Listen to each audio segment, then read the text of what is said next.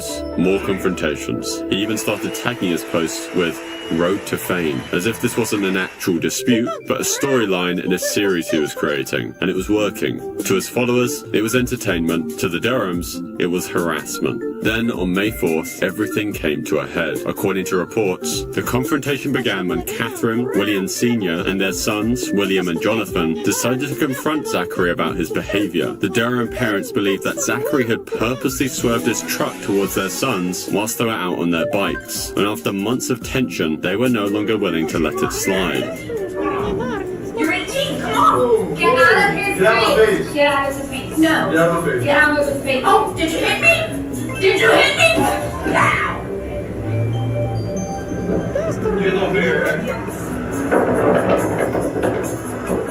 Zachary drove home, armed himself with a stun gun and knife, and waited. They followed him there, and that's where the situation turned violent. Outside his home, a physical fight broke out between Zachary and the Durhams. At some point, Zachary pulled out his knife, and in the struggle, he would strike William Sr. with the knife multiple times in the torso and arm, and his injuries were severe, and despite efforts to save him, the 51-year-old father would die shortly after. The entire confrontation was chaotic. When the police arrived, they took both sides into custody. Zachary claimed that he had acted in self-defense, arguing that the Durhams had come to his home intending to attack him, whereas the Durhams say that Zachary had lured them to his house, armed and ready, with the intention of creating a violent altercation. Prosecutors initially charged Zachary with manslaughter instead of murder, suggesting that they didn't believe it was entirely premeditated. In April of 2023, a jury found Latham not guilty, accepting his claim of self-defense during the confrontation. If you're scrolling through TikTok a few years ago, you might have come across a creator known as Yandere Freak. With a mix of cosplay and edgy humor, they had built up a significant following. Their real name was Mary Ann Oliver Snow, and they dressed up as popular anime and video game characters, acting out short skits and lip-syncing to dramatic audio clips. As their audience expanded, so did their influence. Yandere Freak became a well-known figure in certain corners of TikTok, amassing hundreds of thousands of followers. But what most people didn't realize was that behind the cosplay, a much darker story was unfolding. On the 17th of January 2021, Mary Ann Oliver Snow was hanging out in their home in Houston, Texas, along with several close friends. They had all known each other for years, and it was a kind of casual gathering they had done many times before, drinking, joking around, and just talking. But that night, something was different. At some point during the evening, Mary Ann retrieved a handgun, a Glock 19, which they claimed had once belonged to an ex-boyfriend who had left it behind. According to their later testimony, they believed the gun was unloaded. It wasn't meant to be a threat, it was just a prop in the moment, something to joke about. As Mary Ann showed off the gun, they pointed it at their friend Helen Hastings, who was just 18 years old at the time. Laughing, she started waving the weapon around. It was meant to be a harmless, edgy joke amongst friends. But then, in an instant, the gun went off. A bullet had struck Helen in the head, and she collapsed instantly. The friends scrambled, calling 911, as Mary Ann reportedly broke down, screaming in shock.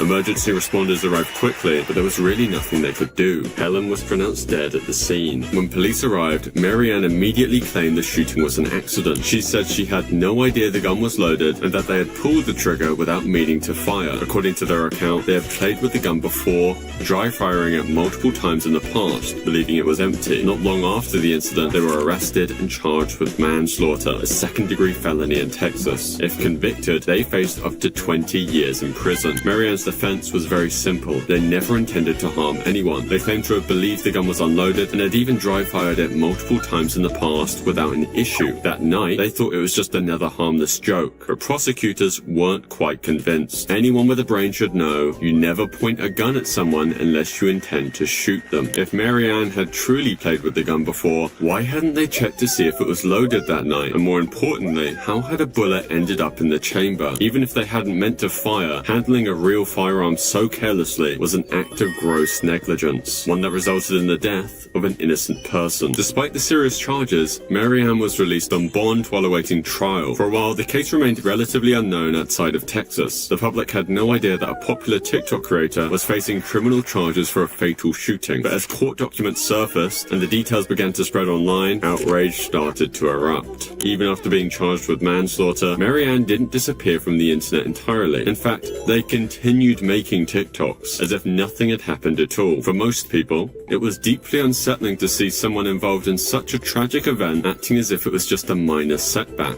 Unlike many high-profile cases, the legal process surrounding Yandere Freak's charges became somewhat of a mystery. There has been very little public information about the outcome of the case, leaving many questions unanswered. The lack of clear updates has only added to the unsettling nature of the case, leaving people wondering how someone involved in such a tragic event seemingly faded into the background. Kira Hart was a 14-year-old girl from Queensland, Australia. Sometime in March 2023, Kira was invited to a sleepover. The girl who invited her, Renisha Gretsch, wasn't a stranger. She was someone Kira knew, a so-called friend. There was no reason to say no. She arrived at the house, probably expecting to watch a film, eat snacks, and laugh with her friends. But instead, the door shut behind her, and the atmosphere changed immediately. What she thought was going to be a fun night with friends turned into something much darker. It started with simple taunting. The girls at the sleepover, the same ones who had invited her over, weren't acting like friends anymore. They surrounded her, making fun of her, and started off just by bullying her. Over the next few hours, she would experience a level of cruelty that's hard to imagine. The betrayal, the violence, and the sheer lack of humanity was made worse by the fact that they made sure to record everything. At first, Kira's friends and family had no idea what had happened to her. When she finally came back from the sleepover, she was barely recognizable. Her face was swollen and bruised, her body covered in wounds. But the full horror of what she endured wouldn't be understood until the footage surfaced online. In the video, Kira is seen cowering, crying, and begging for it to stop. But there was no mercy. The girls who are supposed to be her friends are now her tormentors, taking turns hitting, kicking, and slicing her with knives. They pulled her by her hair, mocking her and laughing, as if it were some sort of game. The video was first uploaded to Snapchat and TikTok by the attackers themselves. They bragged about what they had done, almost as if they were proud of it. But once the footage made its way onto Instagram, Twitter, and Facebook, it started to spread more quickly. Despite social media platforms taking the video down, it had already been reshared thousands of times, and under the mounting pressure, authorities soon took action. The three girls responsible, Chloe Denman, sisters Renisha and Shania Gretsch, were arrested and faced multiple charges, including assault occasioning bodily harm and deprivation of liberty. But due to their ages, with the youngest of them being 12, it's very likely that they will not face any sort of heavy punishment.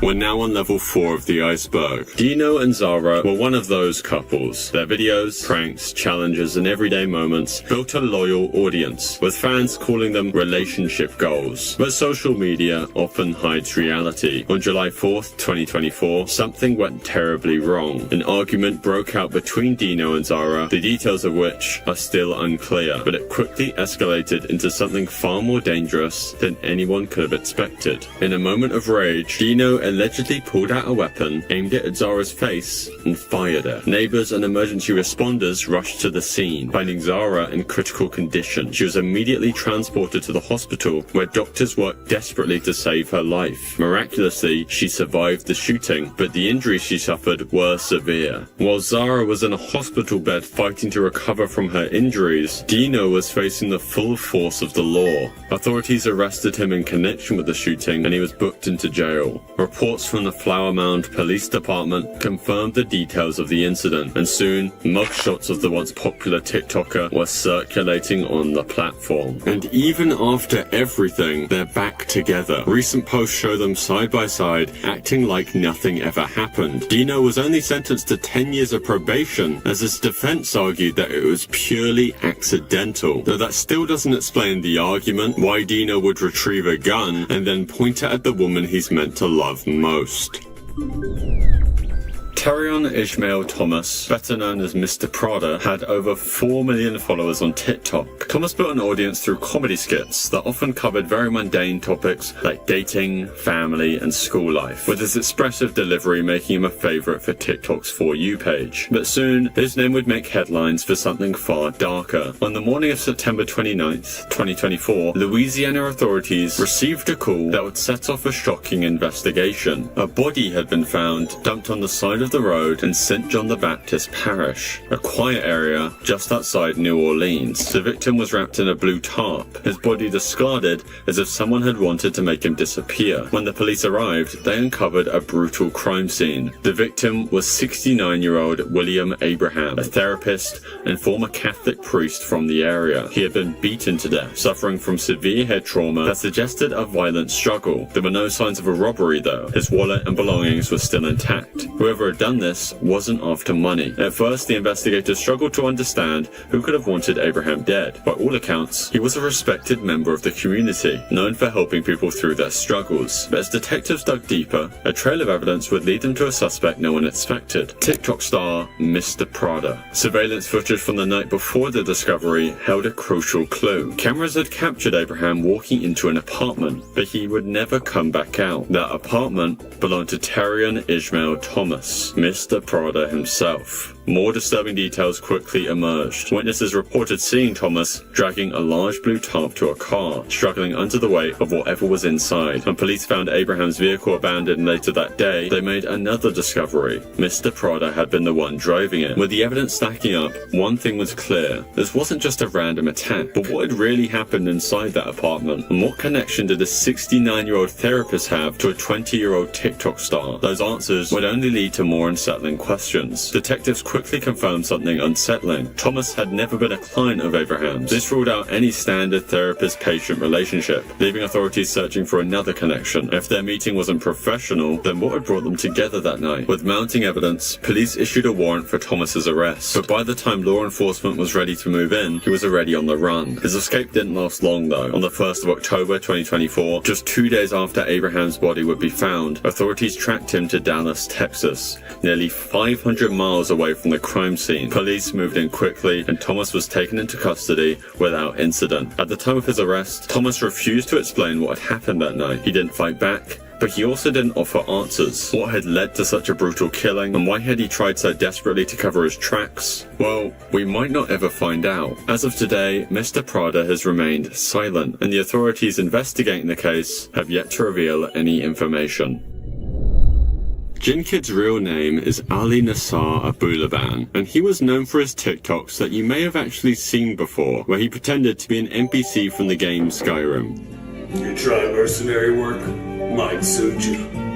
Through these TikToks, he gained around 945,000 followers before his account would be terminated. Outside of his skits, he was just a normal guy. At least that's what it seemed like. He was married to Anna Abulaban, and together they lived in San Diego, California. From the outside, they looked like a normal couple, as Anna would occasionally appear in some of his TikToks. But as much as he gained online, his personal life was spiraling. His mental state was becoming unstable, and his relationship with Anna was suffering because of it. In October of 2021, she told Ali it was over. She wanted a divorce. For Ali, that wasn't an option. Instead of accepting the breakup, he spiraled. He refused to believe it was real. He became obsessed with Anna's every move. He stalked her, tracked her, and listened in on her private conversations, as without her knowing, he installed a hidden tracking device on her iPad. Through it, he could hear everything she said, every conversation, every plan she made, and every person she talked to.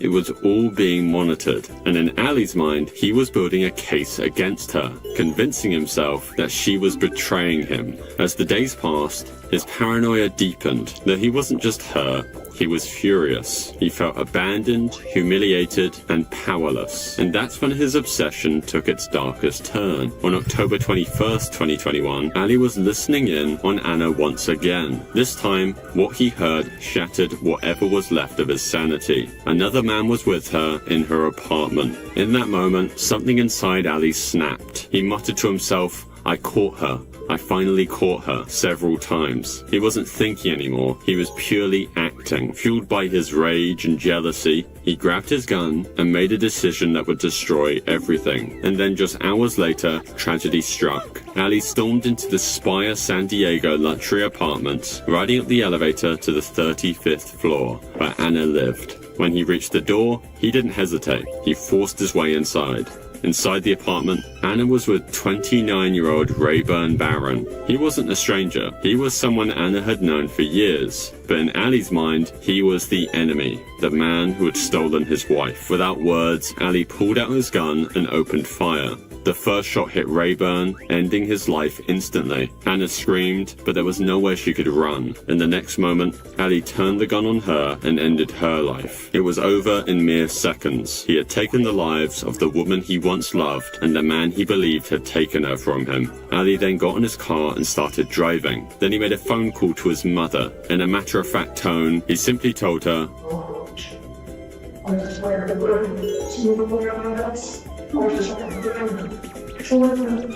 By now, Anna's neighbors had already called 911, and it didn't take long for the police to piece together what had happened and put out an alert. Ali was on the move, and officers were closing in, though he wouldn't make it far. Not long after leaving the apartment, police caught up with him on Interstate 805. His car was pulled over, and officers surrounded him. He didn't fight, and he didn't try to escape. Ali was taken into custody without resistance, the gun still in his vehicle. By the time the news broke, the internet was in shock.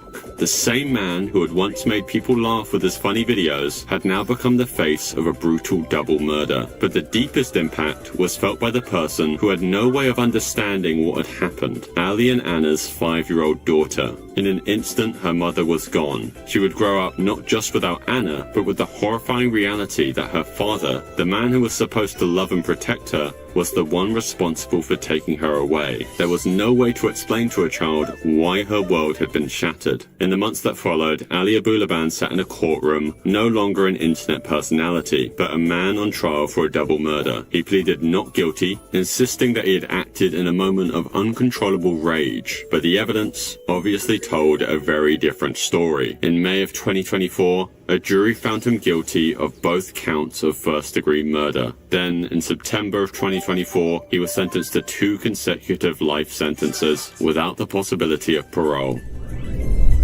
Social media can turn everyday people into stars overnight. Jonte Collier and Eric Dodds were one such a couple. Their TikTok videos gained them over 800,000 followers, as many admired them not just for their personalities, but for the representation they brought to the LGBT community. Though the same people who built their brand on love were hiding something much darker, something that none of their followers saw coming. At first, the changes were subtle. Their upload slowed down, and the usual light-hearted energy in their videos felt somewhat different. Some followers noticed, but most scrolled past without a second thought. Then, one day, their content would stop altogether. What happened? The answer isn't just surprising, it is deeply disturbing. On August 10th, 2022, Jonte was arrested in Georgia. At first, the details were scarce. News outlets reported that he'd been taken into custody, but for what? No one knew for sure yet. It didn't seem real. Fans obviously scrambled for answers, hoping it was some kind of mistake. Then, just as people were starting to wrap their heads around Jonte's arrest, something even stranger started happening. Eric took to social media to defend Jonte. He was emotional, adamant that his partner was innocent. No, he has not done anything to no one. Y'all know John will not harm a soul. He's the most free-spirited, caring person that I know. To him, this was just a mistake, something that would soon be cleared up. He reassured their fans that Jonte would be home soon, but that never happened, because just days later, Eric was arrested too. The same man who had been pleading for Jonte's innocence was now in handcuffs himself. 2 arrests on the same case, same sudden disappearance from social media. On August 1st, 2022, in Rossville, Georgia, a man named Dakota Bradshaw had been shot inside his home. Witnesses reported seeing 2 vehicles speeding away from the scene, a red truck and a blue Dodge Challenger. Bradshaw was rushed to Arlington Hospital, but it was too late. He didn't survive. As police pieced together the evidence, their investigation led them to Jonte Collier and Eric Dodds. On August 8th of 2022, a murder warrant was issued for Jonte, and just 2 days later, he was arrested in Huntsville, Alabama. At that moment, many assumed the case was closed, but on August 15th, investigators took it a step further. A second murder warrant was issued, this time for Eric. The very next day, he would be arrested. Their fans were in complete shock. Over the next following months, more details would emerge. While authorities did not publicly disclose a specific motive, the prosecution had enough evidence to charge both men with felony murder. Even after the convictions, many questions remained unanswered. What exactly happened between Dakota Bradshaw and the two TikTokers before the shooting? And what was the motive? Authorities never publicly confirmed these details, leaving room for continued speculation. But one fact remained clear. Now, with both men sentenced to life in prison, their time in the spotlight had come to a permanent end. By May of 2023, after standing trial, both Collier and Dodds were found guilty of felony murder. They were both sentenced to life in prison. The TikTok couple, who had once been known for their playful videos and seemingly perfect relationship, would now spend the rest of their lives behind bars. We're now on level 5 of the iceberg. Louise Cam was a successful businesswoman living in Hertfordshire in England. At 71 years old, she had built a comfortable life managing rental properties, including a £1.3 million house in Barnet and a shop with 3 flats in Willesden. That's when she met Qusay Al-Jundi, a 25-year-old chef who worked in a restaurant in Willesden. He was charming, confident, and always had a way with words. He talked about his wealth, his powerful connections, and how he could make things happen. It wasn't before long he introduced Louise to a new business proposal, one that seemed too good to pass up. Qusay claimed to have a wealthy girlfriend named Anna, who was eager to invest in property. According to him, she was ready to buy both of Louise's properties for £4.6 million, offering a fast, off-the-books deal that would benefit everyone involved. Louise had been considering selling, and if Qusay was telling the truth, this would be an easy and profitable transaction. But she wasn't dealing with an ordinary buyer. Unbeknownst to her, Qusay was not the businessman he claimed to be. He had no money, no high-profile connections, and no intention of following through on the deal. Behind the scenes, something much darker was taking shape. To make his plan work, Qusay brought in Mohammed El Aboud, a 28-year-old delivery driver. As a man in a difficult financial situation, Mohammed was willing to do whatever it took to help his friend secure the deal. Together, they made sure everything was in its place. On July 26th, 2021,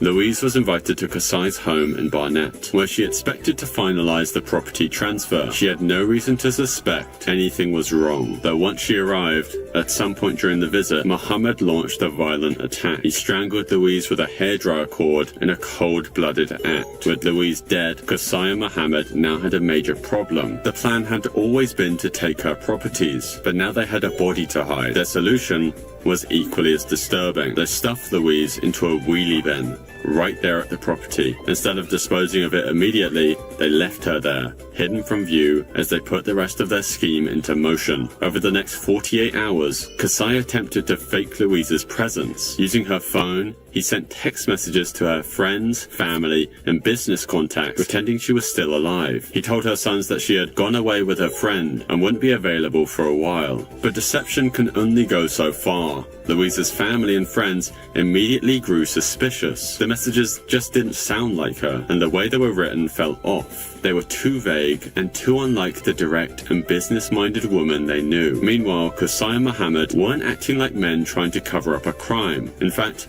they were celebrating. Rather than lying low, Mohammed filmed himself dancing with his girlfriend in one of Louise's properties and posted the video to TikTok. He had literally just committed a murder, and now he was smiling for the camera. In another clip, he shows off his brand new car, which of course also belonged to Louise. Mohammed was playing the role of a wealthy, carefree young man, pretending he had come into money through legitimate means. In reality, he was flaunting items he didn't have and living on borrowed time. Qusay, meanwhile, was busy trying to secure his prize. Earlier that month, he had convinced Louise to sign a lasting power of attorney document, which basically gives him control over her financial affairs. He also obtained signed property transfer forms, which would allow him to take ownership of her properties without paying a single penny. In Qusay's mind, everything was set, and with her now out the way as they planned, he wasted no time to sell her properties. He contacted an associate, claiming that Louise had already handed them over to him, and began looking for buyers. He thought he had pulled off the perfect crime, but the cracks were already forming in his grand plan. Louise's family was asking too many questions. Her properties were also still legally tied to her name, and the videos that Mohammed was taking in her properties was about to bring everything crashing down. down. On July 28, 2021, 2 days after Louise was last seen, her family had reported her missing. The police immediately launched an investigation, retracing her last known movements. It didn't take long for them to zero in on the people she had last been in contact with, Mohammed and Qusay. When questioned by the authorities, Qusay tried to maintain his facade. He repeated the story he had been pushing through the text messages, that Louise had gone away on a trip and that he had nothing to do with her disappearance. But detectives simply weren't buying it. By this point,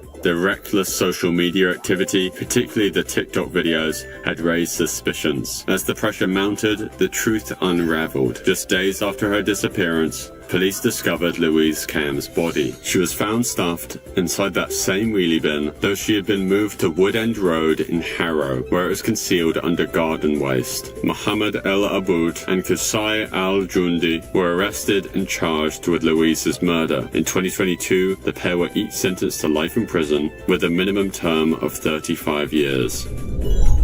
In the quiet suburbs of Las Vegas, 16-year-old Sierra Halseth and 18-year-old Aaron Guerrero thought they had found something special, something no one else could understand. They were young, in love, and inseparable. But their love had one major problem: Sierra's father, Daniel Halseth. Daniel didn't approve of Aaron in the slightest. He saw their relationship as reckless and dangerous. Maybe he thought Sierra was too young to be so deeply involved with someone older. Whatever his reasons, he made one thing very clear: Sierra was forbidden from seeing Aaron. For most teenagers, a breakup like this would be heartbreaking but temporary. Parents set rules, and kids eventually move on. But Sierra and Aaron weren't like most teenagers. Behind closed doors and over text messages, the two teens started discussing something unthinkable. What if Daniel wasn't around anymore? What if they didn't have to hide, lie, or sneak around? What if they could just make him disappear? It might have started like a fantasy, an angry thought said aloud, but as the days passed, the idea stopped sounding impossible. It started sounding like a real plan. And unlike the way most people fantasize about extreme ideas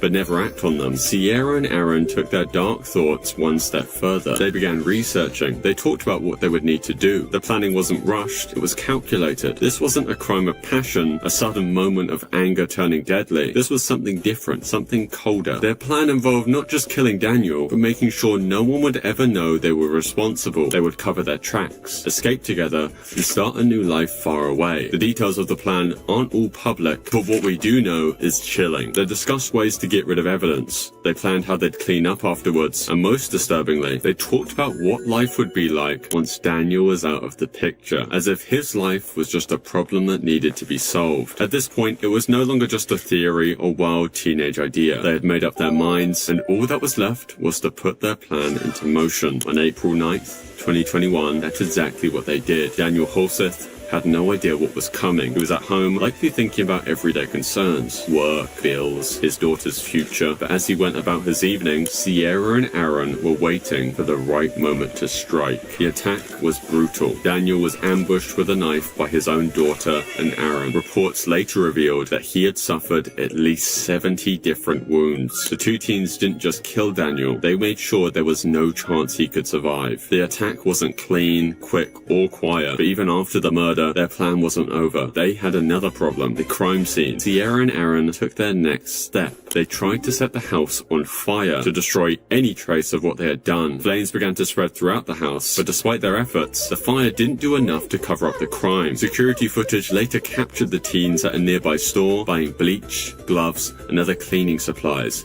attempting to erase their involvement. But no amount of cleaning could undo what they had done. With Daniel's body lying in his burning home, Sierra and Aaron didn't panic. They didn't break down. Instead, they moved forward with their plan. They emptied Daniel's bank account, withdrawing thousands of dollars to fund their escape. Then they packed their bags and disappeared, thinking they had left no trace behind. But what you're probably wondering is what this has to do with TikTok. Well, what they did next was probably the most disturbing part of the entire case. Instead of laying low, staying quiet, or showing any sign of guilt, Sierra and Aaron did the unthinkable. They recorded a video. In the short TikTok, we see the two teenagers together, smiling and laughing. Day 3 after murdering somebody. Wow! Don't put that on the camera. It was worth it. And no bleeding this time. We got through that. The video became one of the many pieces of evidence in the case, as it was proof they didn't see what they had done as a mistake. They saw it as a shared experience, something that bonded them even further. Meanwhile, back in Las Vegas, authorities were quickly piecing things together. The fire hadn't completely destroyed the crime scene. It didn't take long for investigators to realize that Daniel Horseff's death wasn't an accident. With the evidence stacking up, police launched a manhunt for Sierra and Aaron. The two had taken off, traveling across states in an attempt to disappear, but their freedom wouldn't last long. Just 3 days later, on April 13th, 2021, the couple was found and arrested in Salt Lake City, Utah. In early 2023, both Sierra and Aaron took plea deals to avoid a trial. They pleaded guilty to first-degree murder, conspiracy to commit murder, and arson. By taking the deal, they avoided the possibility of a harsher sentence, but their punishment was still severe. On April 8th, 2023, Sierra was sentenced to 20 years to life in prison, and a month later, in March, Aaron received the same sentence, 20 years to life. Nicola Priest's TikTok account seemed like a window into the life of a loving young mother. She posted videos that painted a picture of happiness, dancing, smiling, and lip-syncing to popular songs. Her daughter, Kaylee Jade, often appeared in these videos, laughing and playing along, just like any other carefree toddler. But behind closed doors, the reality was much darker than anyone watching could have imagined. Social media is built on appearances. People purposely show the best parts of their lives. But those watching her TikTok videos didn't see what was happening behind the screen. They didn't hear the cries of a 3-year-old being mistreated. They didn't see the text messages she sent to her boyfriend, Callum Redfern, joking about punishing Kaylee Jade when she misbehaved. They didn't know that the same woman filming playful TikToks was also ignoring her daughter's pain. On the night of August 8th, 2020, the illusion of happiness Nicola Priest had crafted online shattered completely. Sometime between the evening and early hours of the next morning, something horrific happened inside her apartment in Solihull, England. Her 3-year-old daughter, Kaylee Jade, suffered fatal injuries. Injuries so severe that experts later compared them to those of a child in a high-speed car crash. At 11:17 a.m. the next day, Nicola dialed 999. Her voice was panicked, and she told the operator that her daughter wasn't breathing. Paramedics arrived at the flat within minutes, but it was already too late. Kaylee Jade's body was lifeless, showing clear signs of a brutal attack. It was clear that Nicola had been physical with her. Despite the extreme circumstances, Nicola and her boyfriend Callum acted as though they had no idea what had happened. They told paramedics that Kaylee Jade had simply fallen asleep and never woken up, but doctors who examined her body obviously knew the truth. As investigators combed through the scene, disturbing details began to emerge. Neighbors reported hearing loud noises and thuds coming from the apartment the night before. Some even recalled hearing Kaylee Jade crying. Then, the autopsy confirmed what detectives feared. Kaylee Jade had died from blunt force trauma. She had been subjected to ongoing abuse, with previous injuries showing she had suffered long before that fatal night. And as police continued their investigation, they found more damning evidence. Messages between Nicola and Callum laughing about punishing the toddler when she didn't behave. Nicola had presented herself as the devoted mother on TikTok, but in reality, she had failed Kaylee Jade in almost every way possible. The little girl who once appeared in her videos was now gone, and the truth about what happened inside that apartment was finally beginning to unravel. Nicola and Callum both sat in court, accused of causing or allowing the death of a child. From the start, it was clear that neither of them wanted to take responsibility. Instead, they turned on each other. Nicola claimed that Callum had been the one to inflict the fatal injuries, while Callum insisted that he had only arrived at the apartment after the abuse had already taken place. But the evidence told a very different story, one where both were guilty. The court heard about the disturbing messages Nicola and Callum had exchanged in the days leading up to Kaylee Jade's death.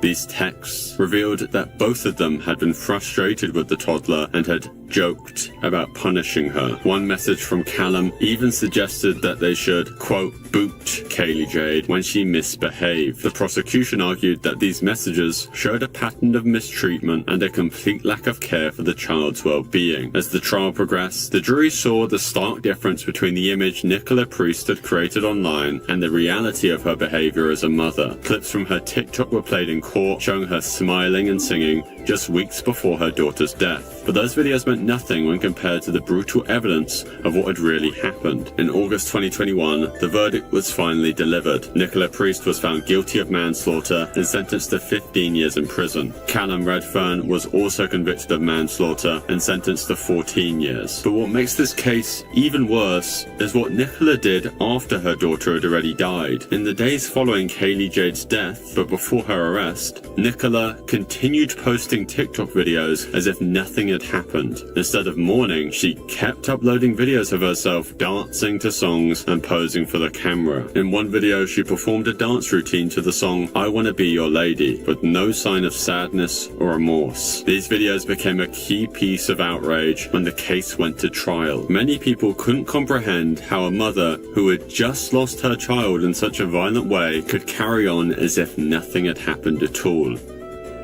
And that concludes today's video. If you want something else to watch or listen to, here's a video of mine that YouTube thinks you'll enjoy. Thanks for watching.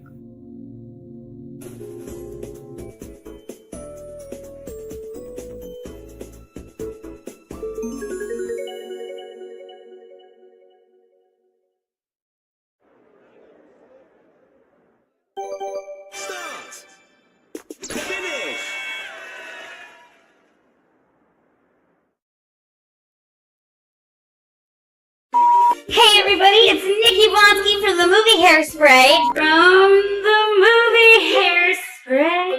Hairspray. I'm sorry. Nick, can you do one more time? Hey everybody, it's Nikki Blonsky from the movie Hairspray. Pick 57!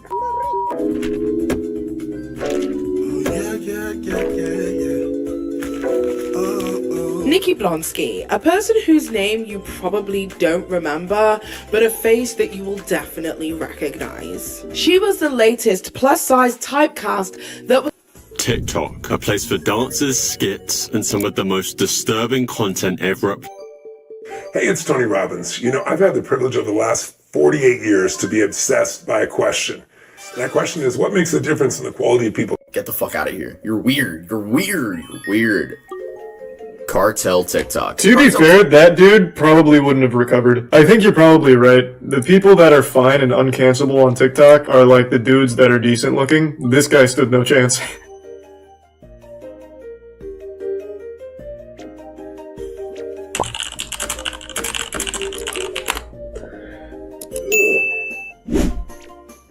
Oh, I actually remember this story. I haven't seen his video on it, but I remember this was on Reddit. There was a random TikTok that was taken, well, at least this story, I guess the whole thing might not be connected. A random TikTok taken of a girl with like a black eye and shit, and then Redditors actually were the ones that maybe potentially connected her to a missing persons case.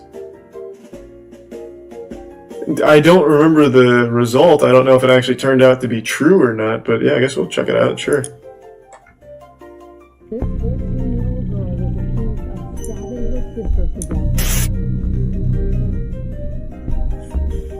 Exit Tier 1 Sam, Tier 1 Pringles, and the resub Brian, and the Prime Brad, Airman, and WQ, and Tier 1 Iron Man. Yeah, someone mentioned the Andrew files earlier.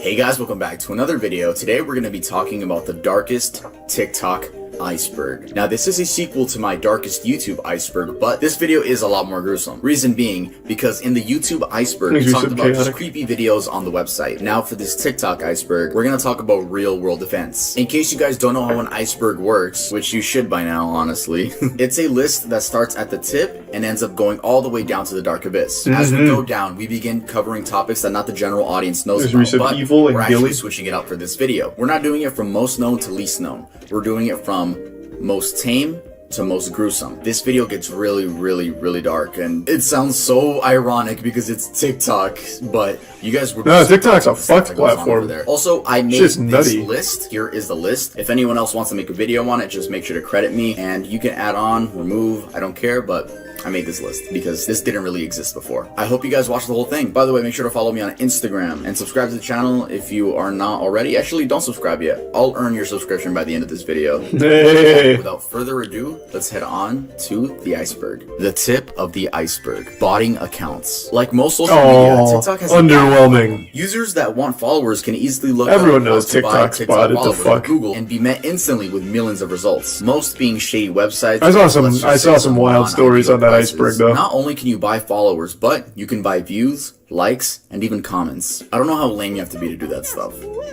Hey, fun fact. That's how Travis Scott started. Travis Scott bought all of his followers on SoundCloud when he started. His manager came out and said that Travis Scott, paid him to set up a bot farm for his SoundCloud engagements, and then he was able to pitch that manufactured success to a record label. So yeah, that shit really works. Jail talk is a term used for inmates which have their cellular devices with them and make TikToks. These videos are for the most part innocent and wholesome, with the comment section usually joking about how they can escape. They're not hurting anybody, but there is a reason why they are in jail in the first place, which is why they are on this list at the tip of the iceberg.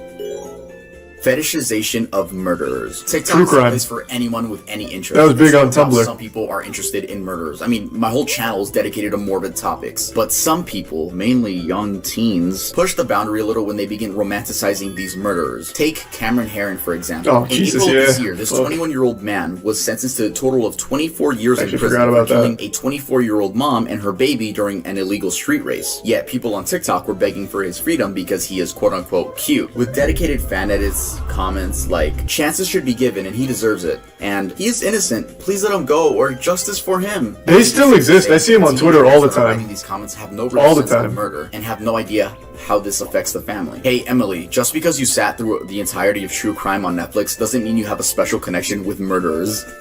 It's not only male murderers that are sinful, though. There's also the case of Isabella Guzman, who in 2013 was the age 18 and stabbed her mother 151 times, killing her. TikTok teens began requesting for her freedom because 1, they just thought she was cool, and 2, people said that the only reason she killed her mom was due to being abused, though that was never proven, so people were just going off word of mouth. Fetishization of school shooters. Just like young teens simp for murderers, they also simp for school shooters. Most notably, Devin Erickson, which we actually talked about on this channel back in March. Who the fuck is that? That's exactly what you'd expect. Fan edits, comments saying he's hot, and I wouldn't doubt some asking for his freedom. Speaking of romanticizing school shooters, I remember FTP made a couple of shirts referencing who the fuck was that? I've never heard of that guy. He was a school shooter? Dude straight up had like cotton candy hair. I guess it's good that I have no idea that dude's name. But yeah, no, I had no clue. I've never seen that guy before in my fucking life. Columbine school shooters, Eric and Dylan. And in one shirt, there's a print of both of them after they committed. I don't know who started this trend of thinking school shooters are people you should idolize, because they're not. They're shit humans that took away lives of innocent people. Yep. Hey guys, I just want to take a few moments out of this video to talk about today's sponsor, Atlas VPN. They actually sponsored the last iceberg video. Nice. Buying rare usernames. Rare usernames are exactly that. Usernames that are 3 to 4 letters each, or usernames that are a single word or name. Twitter and Instagram also have these communities which sell and buy rare usernames. These purchases take place outside of the app on forums and sell for upwards of $4,500. Usually these purchases are made using cryptocurrency, but at the end of the day, it is up to the people within the deal to decide. Fake TikTok login sites. I haven't heard of that one, This is a scam that aims to steal your account by collecting your username and password. Scammers do this by sending you a fake login site that looks just like the real TikTok website, except the only difference is the URL. The URL should be tiktok.com, but instead is something like tiktoklogin.site. Once putting your information in, you'll be met with a fake 404 error screen. The Surface. Faking disabilities. There was an instance this was big, still big. Did some detective work and found out that the account at Adopted and Disabled Child was actually a guy pretending to be disabled. For what?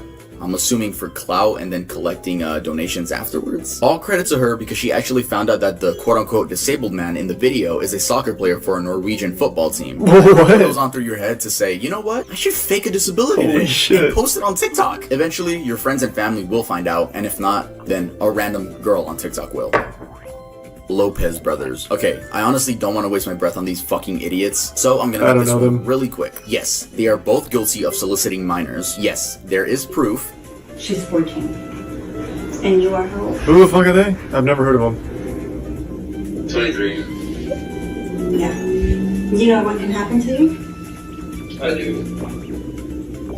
You can end up in jail. I do realize that. Man, that video didn't really pop off. Let me take a peek. I bet they're doing just fine on TikTok. Honestly, it might even be good marketing on TikTok, so that way the little girls think they have a chance with them, I guess. Which they very well might. Tony Lopez. That's not Tony Lopez, that's an old man. Tony Lopez has 23 million followers, and he's doing real well. Posted a day ago. Let's go! He rated his attractiveness. Look at this. Nice. Yeah, no, that really, man. Him being outed as a pedophile apparently really, it really ruined him. Who was the other one? Andre Lopez? He probably took the brunt of it. 21 million followers. He's doing even better than his brother. Hey look, he's doing a dance. Nice. See, that's the beauty of TikTok. No matter what you do, you can't be canceled on there. And you know why? Because kids don't care. Kids do not give a shit. These two could have literally executed a child on TikTok livestream, put a gun to his head, blew their fucking brains out, and then did a dance on their corpse. Kids would have forgiven them. Literal next day. You can end up in jail. I do realize that. And yes, for some reason, little girls still love them. Oh, he even mentions it, yeah.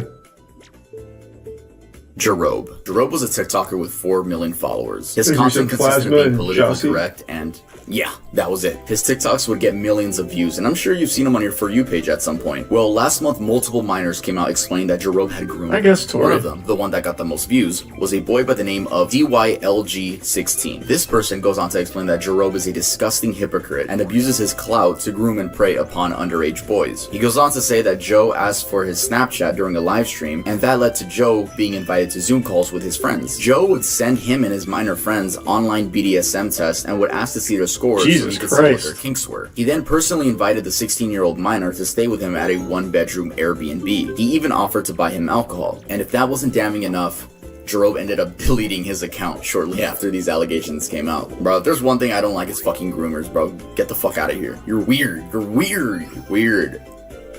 Cartel TikTok. To be fair, that dude probably wouldn't have recovered. I think you're probably right. The people that are fine and uncancelable on TikTok are like the dudes that are decent looking. This guy stood no chance. This guy was fucked the second he got outed as a child groomer. But yeah, the other ones are doing just fine for literally being outed by multiple people for preying on minors. Weird. Cartel TikTok. Cartel TikTok is a series of TikToks that display the lavish lifestyle of the cartel, or, well, the bright side of it, if that's what you want to call it. All of the expensive cars, houses, jewelry, and money. There have also been some more violent ones of members shooting at rival gangs and the police. Apparently, I'm saying apparently because this is word of mouth, teenagers from the US were really intrigued by the lifestyle and asked if they could join the cartel. Some cartel members would respond and say yeah, and they would force these teenagers to smuggle drugs for them, I'm assuming into Mexico. As of now, TikTok has taken down any hashtags related to the cartel. Damn. What a good way of recruiting. Woman. Zombie Woman is the nickname given to a woman in distress recorded from a neighbor earlier this year in May in Seattle, Washington. Now, I've tried researching what actually is the story behind this video, but there isn't really a solid story. So, I'm just gonna read you guys some popular theories. The first theory is that this woman is a victim of domestic abuse due to dyeing her hair pink and her boyfriend not liking it. Also forgot to mention that in that same theory, the boyfriend allegedly ripped her hair out due to not liking the pink. That's the most I could find for that one. The second theory That's is probably that this not woman it. was just on some type of heavy drug like bath salts. The third theory That's is that more this woman likely. was a victim of human trafficking and she had escaped her abuse. That is possible. Someone said that she was holding a pseudo baby to cope with her real baby being killed. Again, these are just theories. Man, that actually does look like a fucking scene from Martyrs, if any of you guys are unfortunate enough to have watched that movie. That movie's disturbing. This actually does look like a scene from that. So this was real? This wasn't like some theater promotion thing or something, like some kids doing high school theater. Because the cops are actually here, so I'm guessing this was a real person. Damn, that is fucking sad. Martyrs isn't that bad? Bro, that movie hits hard. That movie, like, not just like the gore shit they show. That movie, like, even its message is disturbing. The whole movie is about torturing women so they can get as close to death as possible, so hopefully they'd have an out-of-body experience and see what's on the other side. And to accomplish that, they torture the women, like, by literally, like, peeling all of their skin off, like, degloving their whole body. Like, it's that movie's nutty. That movie is, like, really nutty. Someone said that she was holding a pseudo baby to cope with her real baby being killed. Again, these are just theories. The body. Indian trend. Yes, you heard that right. I know I'm gonna censor a lot of this video. Hope you guys still watch. Patriotic. Before TikTok was banned in India, in the summer of 2020, a popular Indian user by the name of Muhibur Rahman and his friend filmed and uploaded a disturbing video where they duetted a woman's video. I'm assuming the woman's video was made to raise awareness of sexual abuse, but these two men used that as an opportunity to make it seem like they just got done using her. Another popular Indian influencer uploaded a similar video, but instead lip-synced to a song with the lyrics, "Only I have a right over your body." Eventually, women of India took to Twitter to report this new trend, and the chairperson of the National Commission for Women in India took note of this and managed to get TikTok to ban the trend. Holocaust challenge. Yo, I can't I remember this one. I'm saying I remember that one. This is real stuff that happened on TikTok. In August of 2020, a new trend began emerging in US TikTok. In this trend, teenagers would pretend to be Jews that had died during the Holocaust. Yeah, that one was pretty fucking crazy.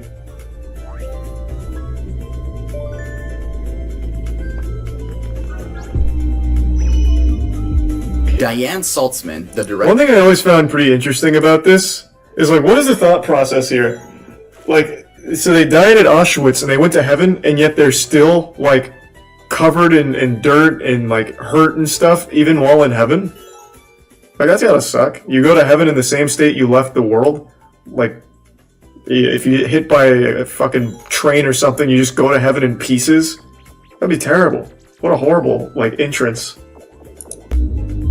Diane Saltzman, the director of Survivor Affairs at the U.S. Holocaust Museum, told Insider, imitating Holocaust experiences dishonors the memory of victims, is offensive to survivors, and trivializes macaroni and history. cheese. I don't know how fucking stupid you have to be to do this shit, bro.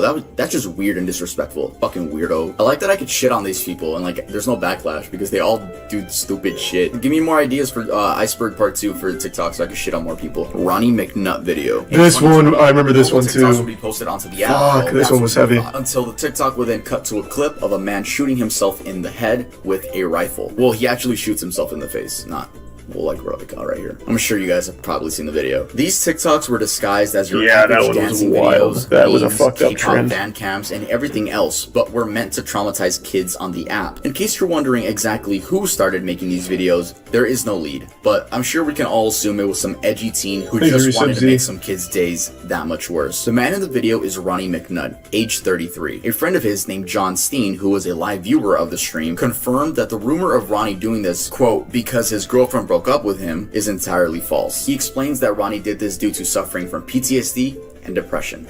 Oh, yeah, that one was super TikTok sad. beheading video. In the summer of that this one was year, really fucking a video sad. began Thanks for circulating Pablo. on TikTok that showed a little girl dancing and then cut to a video of someone getting beheaded. We're assuming it's the Mexican cartel because they are speaking Spanish in the video. Everyone assumed this person in the video to be her. Well, spoiler alert, it's not. They're two different people. It's just a random girl and it cuts to a Mexican cartel video. Like the Ronnie McNutt video, this spread like wildfire. I'm sure people would just post the video itself or like cut the clip into a normal TikTok and trick people into thinking they're watching a normal TikTok, and then it cuts to that clip. Anyway, like I was saying, the girl dancing and the person in the other video are not the same person. That person is a man by the name of Rodolfo Bellucci, which coincidentally has the same body type as the girl. If you're wondering how a tween girl and a grown man were mistaken to be the same person, well, almost all gore videos seem like they're filmed on a fucking Chromebook, so the best you'll get is 360p. True.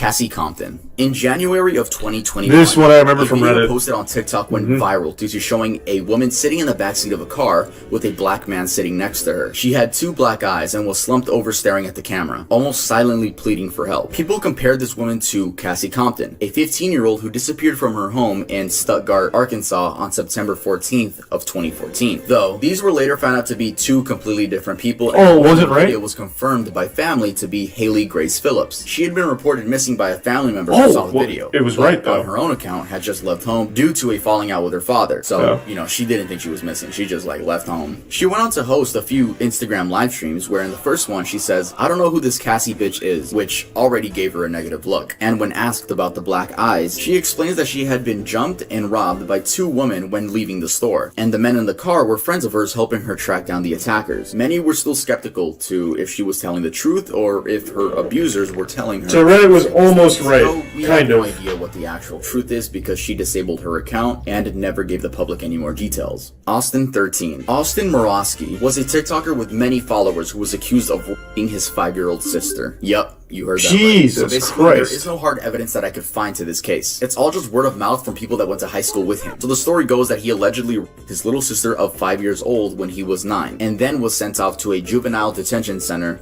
during high school. Yes, during high school, which is already weird as part of the story because to enter juvie, there's not like an age limit. You could be 6 and be in juvie, so theoretically he should have gone to juvie right when he did it, not during high school. Or maybe the story is that Thanks, Arisa the Venom. information got leaked while he was in high school. But again, this is all word of mouth. Anyway, people on TikTok started rushing to spread awareness about this guy. He eventually ended up releasing an apology. Hey everybody, my name's Austin Morosky, and the reason I'm making this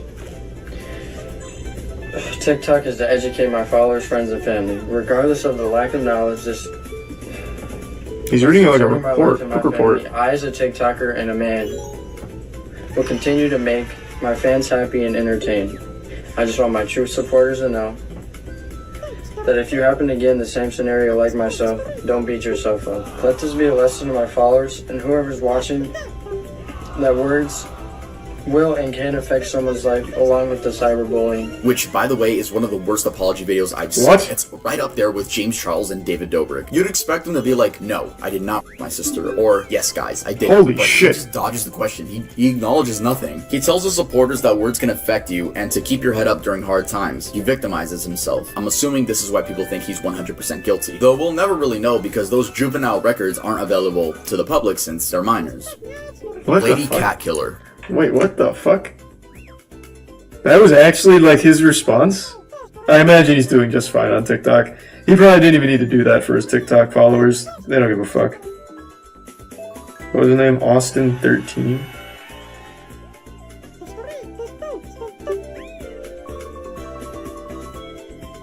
He does not have a TikTok anymore. That's a first. Unless he changed his handle. Thanks to Prime Frog and the resub Oscar. Yeah, I typed it in right. The AWS. Yeah, I typed it in right.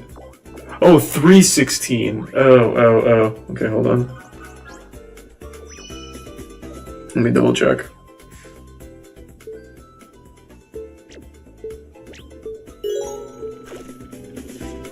No, still not. And it was Austin 13. Man, fuck you guys making me think I was wrong. Thanks to resub Avy. Yeah, it looks like he got banned. In 2020, there was a person that would go on Omegle with the tag furry, from Stone 12 Cold to 2 Oh, a.m. you and son would of show a off bitch. skinned and burned cats, I cat see. skulls, and other things of that nature. Even though this happened on Omegle, the quote-unquote lady would post on TikTok, which is why it's on this iceberg. If you were on TikTok I at the see. time, you might remember the amount of people that were talking about this. Shout out to the Netflix documentary, Don't Fuck With Cats. I love that. I love that film. That was cool. It was never proven or not as to if she was the person on TikTok, considering many accounts were made due to getting banned. But whoever was on the account seemed to be trying to pull off the "you'll never catch me" scheme, which no, it was 2020, your ass is gonna get caught. And actually, law enforcement did get involved, and it is most likely that this person was tracked down and charged, though we'll never have any confirmation because we don't know the cat killer's name, which means we can't look it up on public records. I vaguely remember that. I didn't see the One of documentary the though. most recent situations from this entire iceberg is the case of Bethany Martin and her minor friend. On July 28th in San Antonio, Texas, this girl and her friend saw someone hanging from the railing of a drainage ditch. The 25-year-old man had just committed suicide, and instead of calling the police, well, one of the teens filmed the other one stealing his necklace. Yes, removing it from his lifeless body. To make matters even worse, they filmed it and posted it on Full-blown Snapchat. Logan I have no Paul. idea how stupid you have to be to film yourself committing a crime. I mean, because if you think about it, they could have gotten away with it, and I'm not condoning them getting away with it. But seriously, how stupid, like, just don't film Holy it. Again, shit. I'm not condoning what they did. Good that they got caught. I'm glad they were idiots and filmed it. But like, bro, y'all are stupid. When asked by the police why she stole the necklace, she says that it matched her fashion style. Honestly, I didn't expect any better. That's a good from this point, girl. actually. The police returned the jewelry to the family. Bethany was arrested and charged with theft of a corpse. Her bond was set to $2,000, and she has since been released from jail. The minor was also charged with the same thing. Thanks to Prime Reginald. The How are they doing on TikTok? What was her name? What was it? Bethany what? Yeah, I'm sure if I type in how many people are actually fucking named Bethany in 2022, I'm sure it'll come up. Let's see. Is it Bethany Martin? Bethany what? Bethany 3160. I'm not falling for it twice.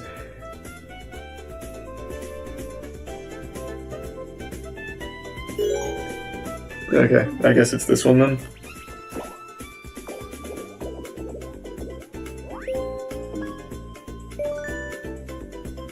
No, it looks like she has also been banned.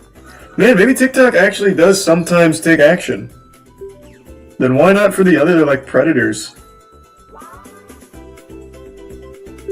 Yeah, it looks like she is also off. Her name was Bethany Martin. Unless she's just not popping up when I search her.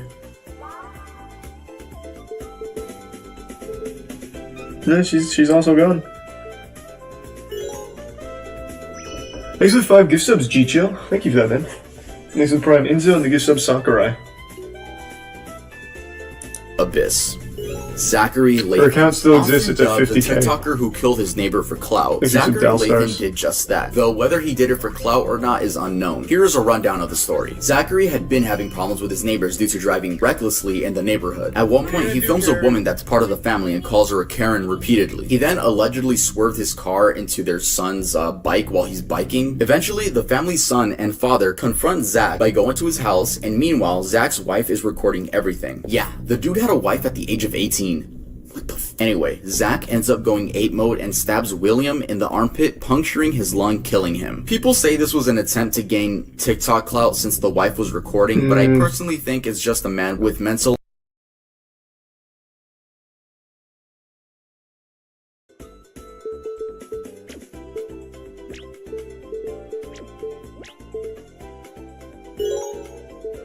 and anger issues, not knowing limits. Also, Jesus. the argument that he did it for clout is odd considering the dude he killed came up on his property first. You would think that he would go to the neighbor's house, kill him over there, but no, the people came up to his side, and I'm not defending it again, that kid's a fucking idiot, but yeah, rest in peace to that man.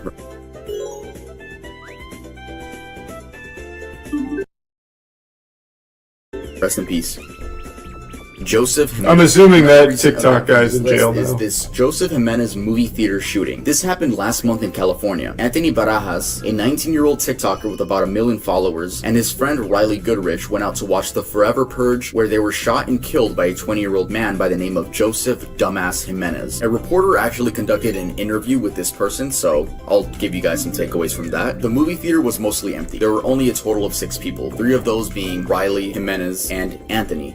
The other 3 were Jimenez's friends. Halfway during the movie, Jimenez went to go get something from his car, and he told his friends that he came back with a gun. In the article, it says that his friends left to the parking lot. I guess they were just like weird. They were just fucking scared. They went to the parking lot. Then they see Jimenez running to his car, getting in, and speeding off. The bodies of the 2 teens weren't found up until the cleaning crew came up, which is odd. Like, no one heard a gunshot, like 2 gunshots in the movie theater. Anyway, I mean, it could have just sounded like the movie. Execution style. So Jimenez went behind their seats, aimed his gun at the back of Anthony's head, and shot and killed him. When he killed Holy Anthony, shit. Riley reacted horrified, and then he shot her in the head as well. Riley died at the scene, and Anthony was on life support for a couple of days until eventually dying. When explaining why he did it, he says that voices were telling him that by killing both of those two teenagers, he would be saving the world.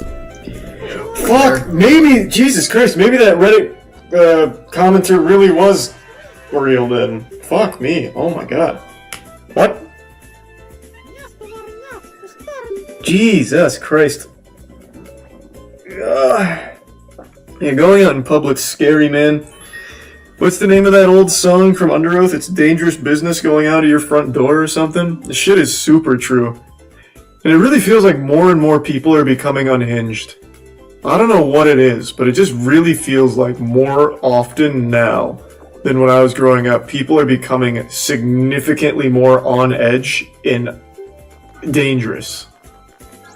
Exit tier 1, Dat Boy, and the resub up down. It might just be like more access to information, but goddamn, this fucking scary.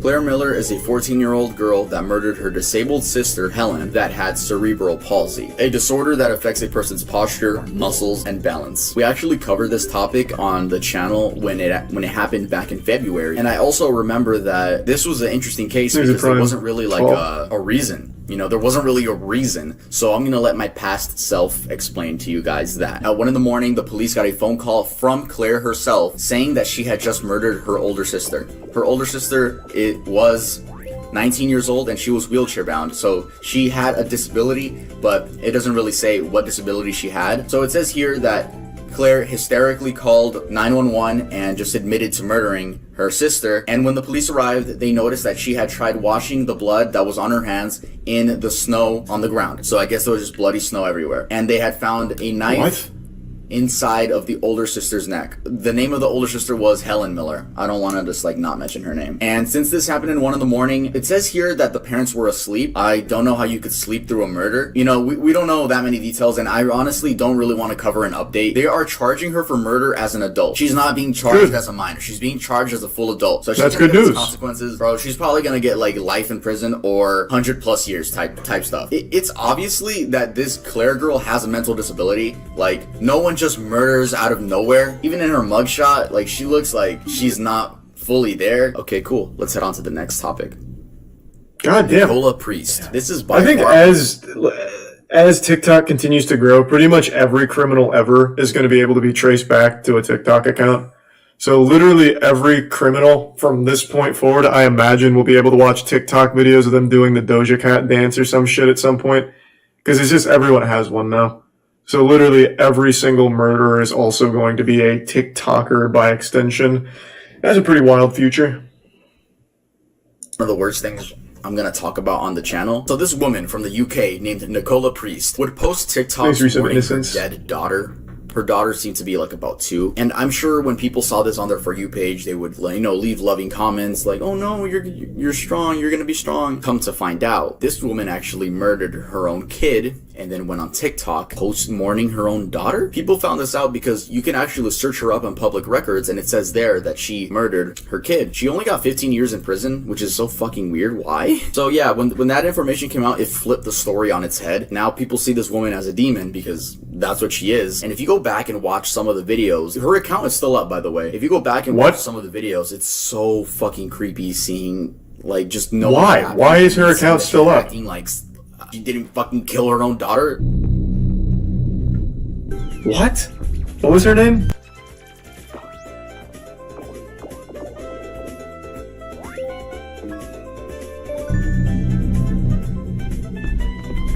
Nicola Priest.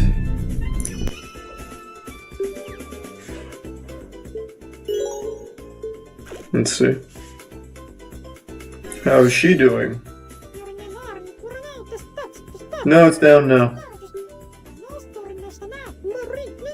Okay, so it must have been up in August. It is down now. That's good news. So far, almost all of them have been. I'm very surprised. Usually they're not. Why just 15 years? I have no fucking clue. I have no idea. I imagine, if I had to take a guess, I would say it's probably the UK. Let's see, in fact.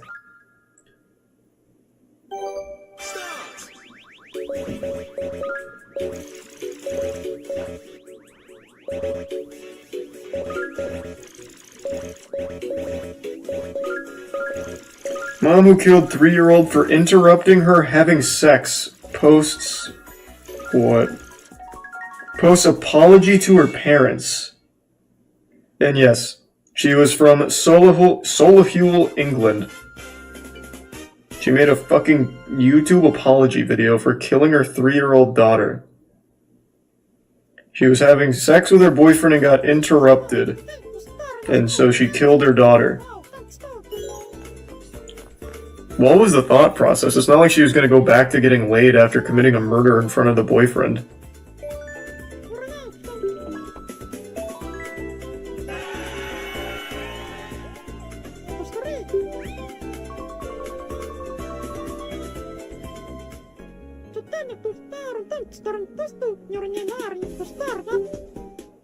Oh shit, the boyfriend is also crying, asking to be let out.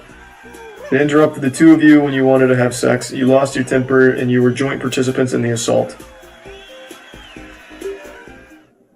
Holy shit.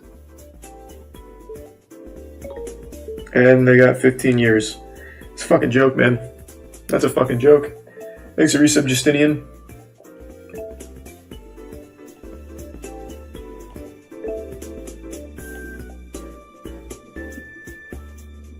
Yeah, so they beat the kid to death. Yep, that should be life for both of them, I would say.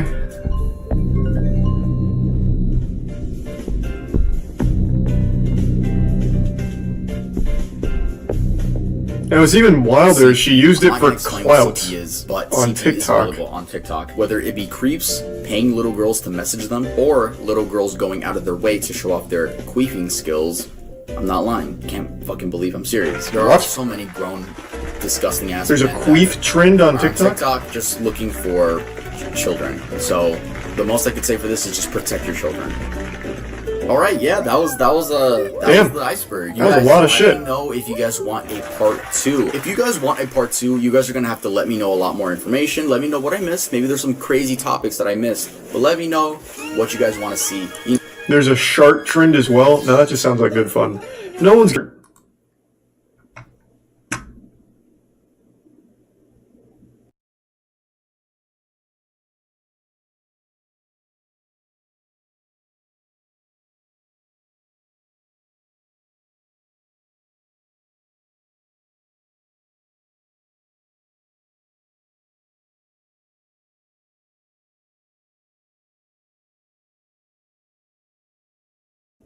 Damn.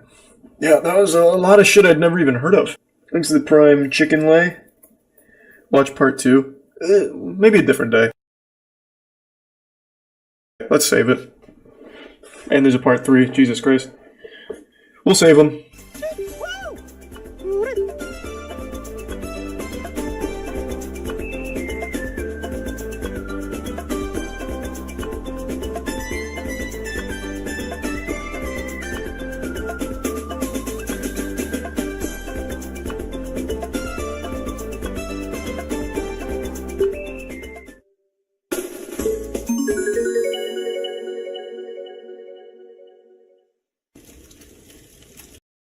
Girl, the TikTok star who rose to fame through scams and deception. Starting from the very beginning, we'll explore how a 16-year-old girl's encounter with a 21-year-old on Snapchat transformed into a multi-million view empire and ultimately led to its downfall amidst a storm of controversy. This is a tale of manipulation, deceit, and the dark side of social media. Before the scams, before the screams, before the internet turned her into a punching bag and a puzzle, Callie the Flower Girl, Lily, was just another TikTok hopeful, a teenage girl with a messy apartment and a dream. 8 months ago, she was nobody special, just a chaotic speck in the algorithm's infinite scroll. But something about her clicked. Maybe it was the rawness, the unpolished edge of her videos, or maybe it was the train wreck appeal that kept eyes glued to their screens. Whatever it was, Lily's rise was fast, feral, and looking back, foreshadowed by darkness that would soon consume her entire online existence. Let's rewind to late 2024. Lily's TikTok was a shrine to controlled chaos. She'd post videos where she's sorting groceries with a whirlwind of energy as she slammed canned goods onto a counter, mustering about her love for the word groceries while chewing gum like it was her last meal. Her apartment was a disaster zone. Half-eaten apples rotting on the floor, gum wrappers littering every surface, a vibe that screamed, "I'm a mess and I'm proud of it." Like my messy-ass apartment. I destroy it every night. I don't mean to, but I've been in an episode for a while, which hopefully explains the half-eaten apples, if even that, and all of the gum wrappers. I went through 35 pieces of gum yesterday, an entire huge pack, as you can see. All myself ran in a week. Dramamine. Yeah, shit's difficult right now. Metaphobia's got me in a chokehold, but fuck it. Anyways, my cat does end up in jail in this video, and I'm sorry about that. She was beating up the Altoids that fell on the floor while I was trying to sleep, and she knocked some stuff off the fridge, so I put her in timeout. Sorry about that. I put the kids in the sink this time, I'm sorry. I did. She'd trash the place nightly, then film herself cleaning it up later, all with this manic charisma that hooked viewers. "Clean My Messy-Ass Apartment," she titled them, admitting to episodes that left her spiraling. 35 pieces of gum in a day? Sure, a prehistoric heating system and roach droppings in the pantry? Why not? It was unhinged, it was relatable, and it worked. Within months, she'd racked up 500,000 followers, a loyal army eating up her every move. But every villain needs a catalyst, a spark to ignite the infamy. And for Lily, that spark had a name: Preston. Enter a man who'd become the internet's favorite villain, a 21-year-old with an anime girl profile pic and a Snapchat history that'd make your stomach turn. Their story starts in the murky depths of 2023, when Lily was just 16, a vulnerable kid oversharing her life online. Preston, 5 years her senior, slid into her DMs, a move that'd later raise every red flag in the book. Snapchat, that cesspool of fleeting secrets, was their playground. What started as messages morphed into something far uglier, a power dynamic that'd define Lily's descent. By the time she turned 18, Preston wasn't just her boyfriend, he was her social media manager, a puppet master whispering in her ear, steering her TikTok empire toward chaos. The internet didn't notice Preston at first. Lily's fans were too busy vibing with her cleaning rants, her quirky oversharing, her cries for attention that felt raw and real. But then the cracks started showing. Old allegations surfaced like ghosts from Preston's past. Screenshots, blurry and damning, began circulating on Reddit and X. Messages from Preston to girls as young as 15, a pattern of predatory behavior stretching back years. Victims, plural, came forward, some with photos proving they'd been close to him, others with tales of manipulation that chilled the spine. His profile pic, always that same creepy anime girl, a digital mask for a man the internet would soon dub a piece of. Lily wasn't his first target, they claimed, just his most successful one. And Lily was aware of all this. By 2024, as her fame swelled, so did the whispers about Preston's shadow over her account. She didn't hide him, not entirely. She even made a song about him, a bizarre overshared anthem that's since been scrubbed from TikTok but lives on in infamy. Fetish and a 17-year-old went really close for less, she crooned. Lyrics that'd make you cringe and question everything. Was it a cry for help? A troll? A love letter to her manipulator? No one could agree, but it was the first sign that Lily's TikTok wasn't just chaos, it was a stage, and Preston was directing the show. 22-year-old with a foot fetish, and I'm a 17-year-old who went really manic. I bought a ton of clothes from Ross just for less. I made him drop all his toes, I was the youngest yet. He never. This isn't just for me. This is for everyone who ever doubted me. And the millions of SoFi members who defy financial doubts every day.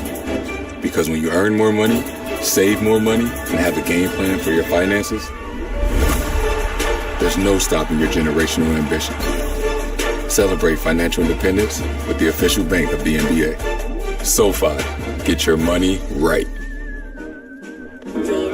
The real tipping point came when Lily turned 18, and Preston's influence went from subtle to suffocating. That's when the money started flowing and vanishing. 2 GoFundMes popped up, one to help Lily move out, another to buy her a car. The internet, ever eager to save a damsel in distress, poured in $21,000. Cash meant to liberate her from the troubled home life she'd hinted at in earlier posts. But 95% of that money didn't go to Lily. It went to Preston. The car, it's titled in his name. Donors expecting to fund her freedom watched in horror as the couple jetted off on a lavish holiday, blowing through cash like it was confetti. Lily later claimed she only saw $3,000 of it, that Preston controlled the rest, but the damage was done. Even after she explained that she thought she was too young to open a bank account and Preston said he could help, that's why he linked his account to the GoFundMe. So slimy. Her audience already turned. Scammer started trending alongside her name. I'm gonna start. Fuck, it feels so weird talking to a camera. God. I guess I'm gonna start off by saying I didn't think that I could make my own bank account. And you know who wanted to help me set up a GoFundMe? So he linked it to his bank account. So every donation that I got went straight to him in his bank account. This was no one-off event. It was the blueprint for what had become Lily's legacy. Tragedy, sympathy, cash, betrayal, rinse and repeat. She'd sob into the camera begging for help, only for the funds to slip through her fingers, or Preston's, leaving fans furious and forums ablaze. Was she complicit? Brainwashed? Too young to know better? The debates raged, but one thing was clear. Lily wasn't just a victim anymore. She was a player in a game she couldn't or wouldn't escape. A leaked audio clip revealed a disturbing conversation between Lily and Preston. In the clip, a visibly shaken Lily cautioned Preston about incriminating material that he'd want to delete if a search warrant was issued. She explicitly mentioned videos and pictures taken when she was 17, implying child pornography. Despite the severity of the situation, Preston seemed unconcerned, dismissing her worries. Lily's decision to livestream the conversation fueled speculation online. Many questioned if the call was evidence of grooming or a crime. Others wondered about Lily's motive for sharing such sensitive information publicly. If she was really worried about Preston, the call should have been happening with us knowing. But she lets us know that she has videos and other materials with him that would be deemed illegal as she was a minor. And while this intensified the hate for Preston, it also raised more questions about Lily. Except there's a little bit. Except there is a little bit. And you think nobody gives a fuck? Sure, nobody gives a fuck, but there are some things that you would probably want to delete if they did get, you know, a search warrant for your phone. Sorry, the dog. Around. He's itching. This was the moment Callie stopped being a quirky TikTok star and became a full-blown figure of fascination, disgust, and endless speculation. Preston's past, Lily's pleas, the missing money, it was a perfect storm, and we were all caught in it. But this was just the beginning. They would come to see that the scams got bolder, the drama darker, the lies wilder. The truth remains elusive. Is Lily a manipulative fraud, secretly reveling in her deception? A vulnerable child exploited by a predator? Or perhaps something more nuanced, too unpredictable to define? The search for answers continues. The second Callie the Flower Girl crossed the age of consent, the game changed. What started as quirky cleaning videos and overshared chaos morphed into something uglier, a grift so blatant it'd leave the internet reeling. This is where Lily's degenerate crown starts to take shape, forged in the fires of betrayal, sympathy scams, and a boyfriend who'd turn her desperation into dollars. By mid-2024, Lily had amassed 500,000 TikTok followers, drawn to her unpolished charm, yet rumors were swirling about Preston's controlling influence. Lily had gone from an average teen to an internet sensation, but fame wasn't enough. And neither, it seemed, was integrity. 2 GoFundMe campaigns would set the stage for her notoriety, pitching a straightforward, tragic story designed to evoke sympathy. One fundraiser promised to help Lily move out of a troubled home she'd alluded to in tearful posts, while the other was to buy her a car, a symbol of independence for a girl who seemed stuck. Her ever-supportive fans donated a total of $21,000, believing they were helping her escape a difficult situation. However, the story took a dark turn as 95% of the $21,000 went directly into Preston's bank account. Donors thought they were funding her freedom. Instead, they financed a luxurious vacation for the couple. Lily claimed she only received $3,000 of the total amount raised, offering stammering excuses on TikTok. I didn't think I could make my own bank account, she'd say, wide-eyed and frantic. Preston linked it to his, so every donation went to him. She'd glance at the GoFundMe totals like a child caught cheating, admitting she had no idea where the rest of the money went. It was like a year's salary, she'd mutter. A ton of money. We blew $18,000 in a month. money I had, other than whenever I'd look at the GoFundMe and actually like look at the screen and see what was on there. But other than that, I didn't know what was on, like how much money I really had. Nor can I like really grasp how much money that was. That was like a year's worth of salary. It was like someone's salary. Like that was a ton of money. But to sum it up and be a little, I'm gonna say this got mad at his dad, so he came to Tennessee. Of course, whenever he came, I was 17, he was 22. Of course, whenever he came, I wanted to see him for longer. He was booking places for $600 a week. I never booked a single place, but I also never had access to my money. And I am not trying to take away accountability in this situation, because I know I should be held accountable, and I am more sorry than anything to everyone and anyone who felt like they had to donate to me. Ignorance about the required donations were met with skepticism. The inconsistencies in her story raised questions. Why had she given Preston control of the funds? Why hadn't she monitored the donations? And most importantly, why was she publicly live-streaming her apologies if she was complicit in the scam? The situation presented a perplexing contradiction. Was Lily a victim or a villain? A pawn or a profiteer? The public was divided, but one thing was certain: everyone was captivated by the unfolding drama. Preston, of course, was the ghost in the machine. His fingerprints were all over this, literally. If you count the bank transfers, blurry shots of the two lounging in Tennessee, $600 a week rentals eating up cash Lily swore she never touched. He got mad at his dad, so he came to me, she'd say, painting him as the impulsive mastermind. Her fans split down the middle. Some saw a groomed teen, too naive to fight back. Others saw a willing accomplice, cashing in on crocodile tears. Preston's brother even got involved. A leaked phone call where he confronts him. You spent $21,000. Now she's got $3,000? What'd you do with her? About blocking her, right? Just a couple months ago. How, you lied to me, right? I mean, probably. We both did. It's not just me. What?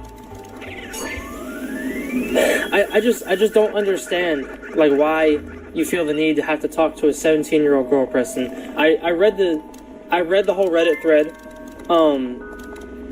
Apparently you guys went on a vacation and she had like $21,000 on her card, and now she has $3,000. I basically need you to tell me, what have you done with this girl? Have you had sex with this girl? No. Is that a lie? I'm not going to explain any information that does not need to be said, over the phone call, because it is my life, and, Preston, you realize that's illegal, that's a felony, right? You realize there's people trying to get police involved on Reddit and all this stuff? I know you know what's going on. It's been going on for months. Why do you keep involving yourself in this, Preston? It's not okay.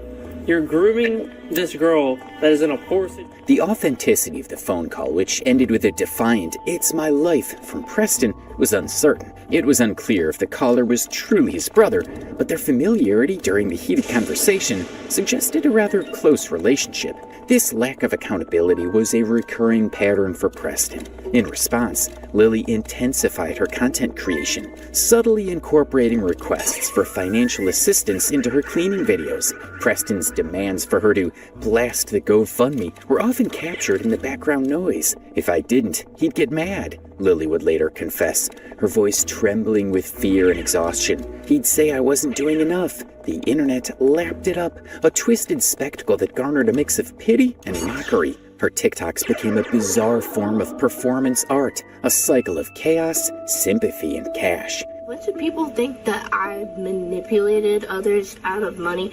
I hope you know that the only time that I mentioned my GoFundMe, and every single time that I mentioned my GoFundMe, not to make him look bad, although the only times that I ever mentioned my GoFundMe was whenever I was being told to blast that in every cleaning video. I was being told, hey, make a cleaning video today, and on that cleaning video, you have to talk about the GoFundMe. You have to talk about the GoFundMe, and if you don't talk about the GoFundMe, then this is gonna happen. Nobody's gonna see your GoFundMe. You're not gonna get anything. Oh, and another thing about the GoFundMe, if I wasn't making enough money on the GoFundMe, he'd get mad at me. He'd be like, you're not doing a good enough job making a cleaning video and blast the GoFundMe, and I'd be like, really mad as I'm like, bro, why do you only give us... Meanwhile, Preston remained hidden, his online presence masked by an anime avatar, a digital grin that concealed his manipulation. He reveled in the attention while Lily bore the brunt of the criticism. The online community was captivated, their morbid curiosity fueling the drama. The line between reality and performance blurred, leaving viewers to question the authenticity of their relationship and the extent of Preston's control. Then came the dead dog scam, because of course it did. Lily posted about her family dog Rambo, sick from eating dead mice. She took him to the vet, begged for donations, and raked in cash. But Rambo was euthanized shortly after. But the GoFundMe stayed up, collecting funds for a corpse. She claims to have posted an update the day he died, but TikTok lagged behind her Instagram pleas, leaving donors in the dark. Sorry. And for the dog, so back when that was happening, he was put down, and your post asking for donations for him was kept up for a long time. So what happened to those donations after he was already put down? After he was put down? Yeah, and you kept getting donations because the post stayed down. I think that's just my savings now. I hope y'all know that I wasn't donated that money before. I wasn't donated that money before he was put down. I was donated that money. I also donated money before because you had that post up before and after. You said people donated after. Both. A lot of the donations were, I posted an update after he was put down because I couldn't afford the thousands and thousands of dollars it was going to cost to save his life. Because it would have cost thousands of dollars to save his life. You had $3,000 at the time, though. I did, and it would have costed more than that because it was $1,000 a night at the vet. And then you also got donations and continued to get them after he was put down because you didn't tell them until way later that you. I told them right whenever he was being put down. I posted it the same day. I posted it minutes after. I was saying that I didn't know what to do. I didn't tell, and I wasn't like there, and I was like, oh my god, donate to me. I was saying I don't know what to do or how I'm gonna be able to afford it. From my memory, I wasn't asking for donations. People sent the donations. I said I don't know how I'll be able to afford it. This is all I have left.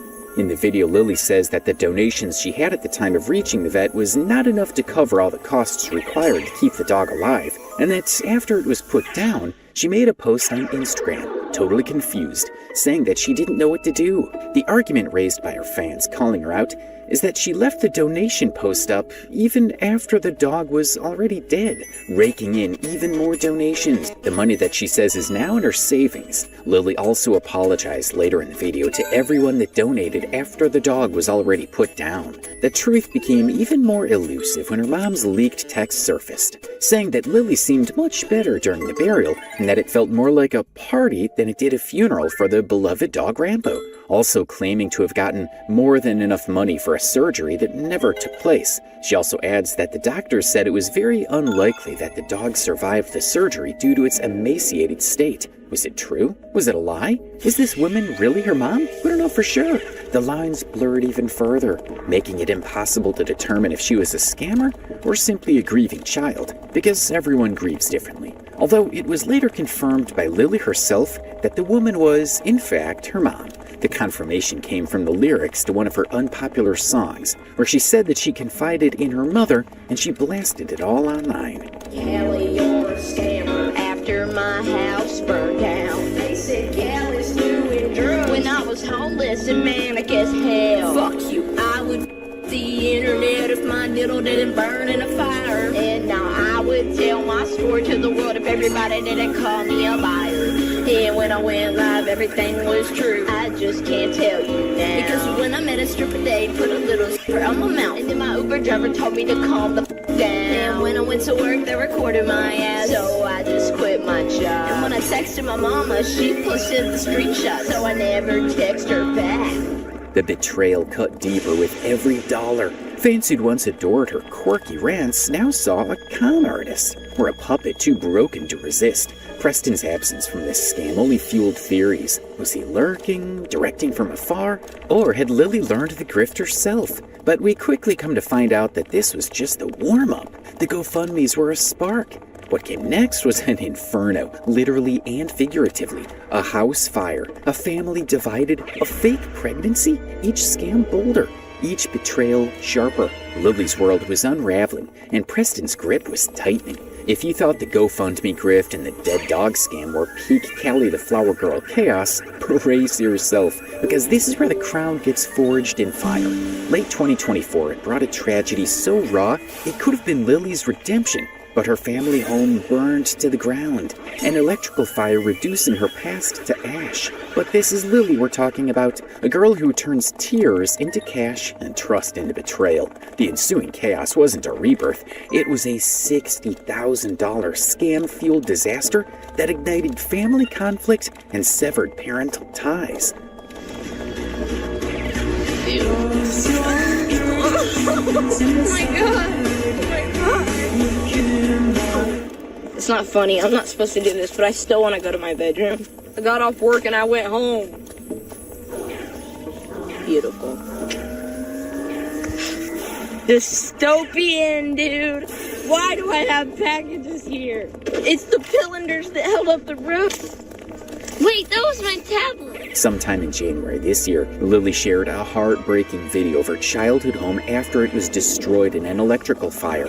The footage, quite shaky and tearful, showed the extent of the damage, with Lily providing a tour of the charred remains of the rooms that once held so many dear memories for her. The raw emotion and devastation captured in the video resonated with viewers, who watched in shock as Lily's life was turned upside down. But despite the tragedy, Lily continues to share her story, and she amassed a large following on social media while doing so.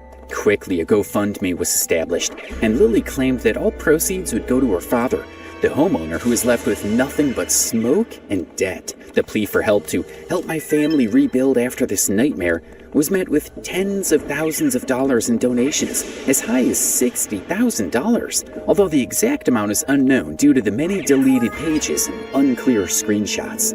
But her fans, still reeling from her previous controversies, saw this as an opportunity to truly save her. However, given Lily's recent history, this goodwill seemed to be misplaced every time. It was soon revealed that said money didn't reach her dad. It went to Lily, or so the story goes. And what happened next turned a tragedy into a battlefield.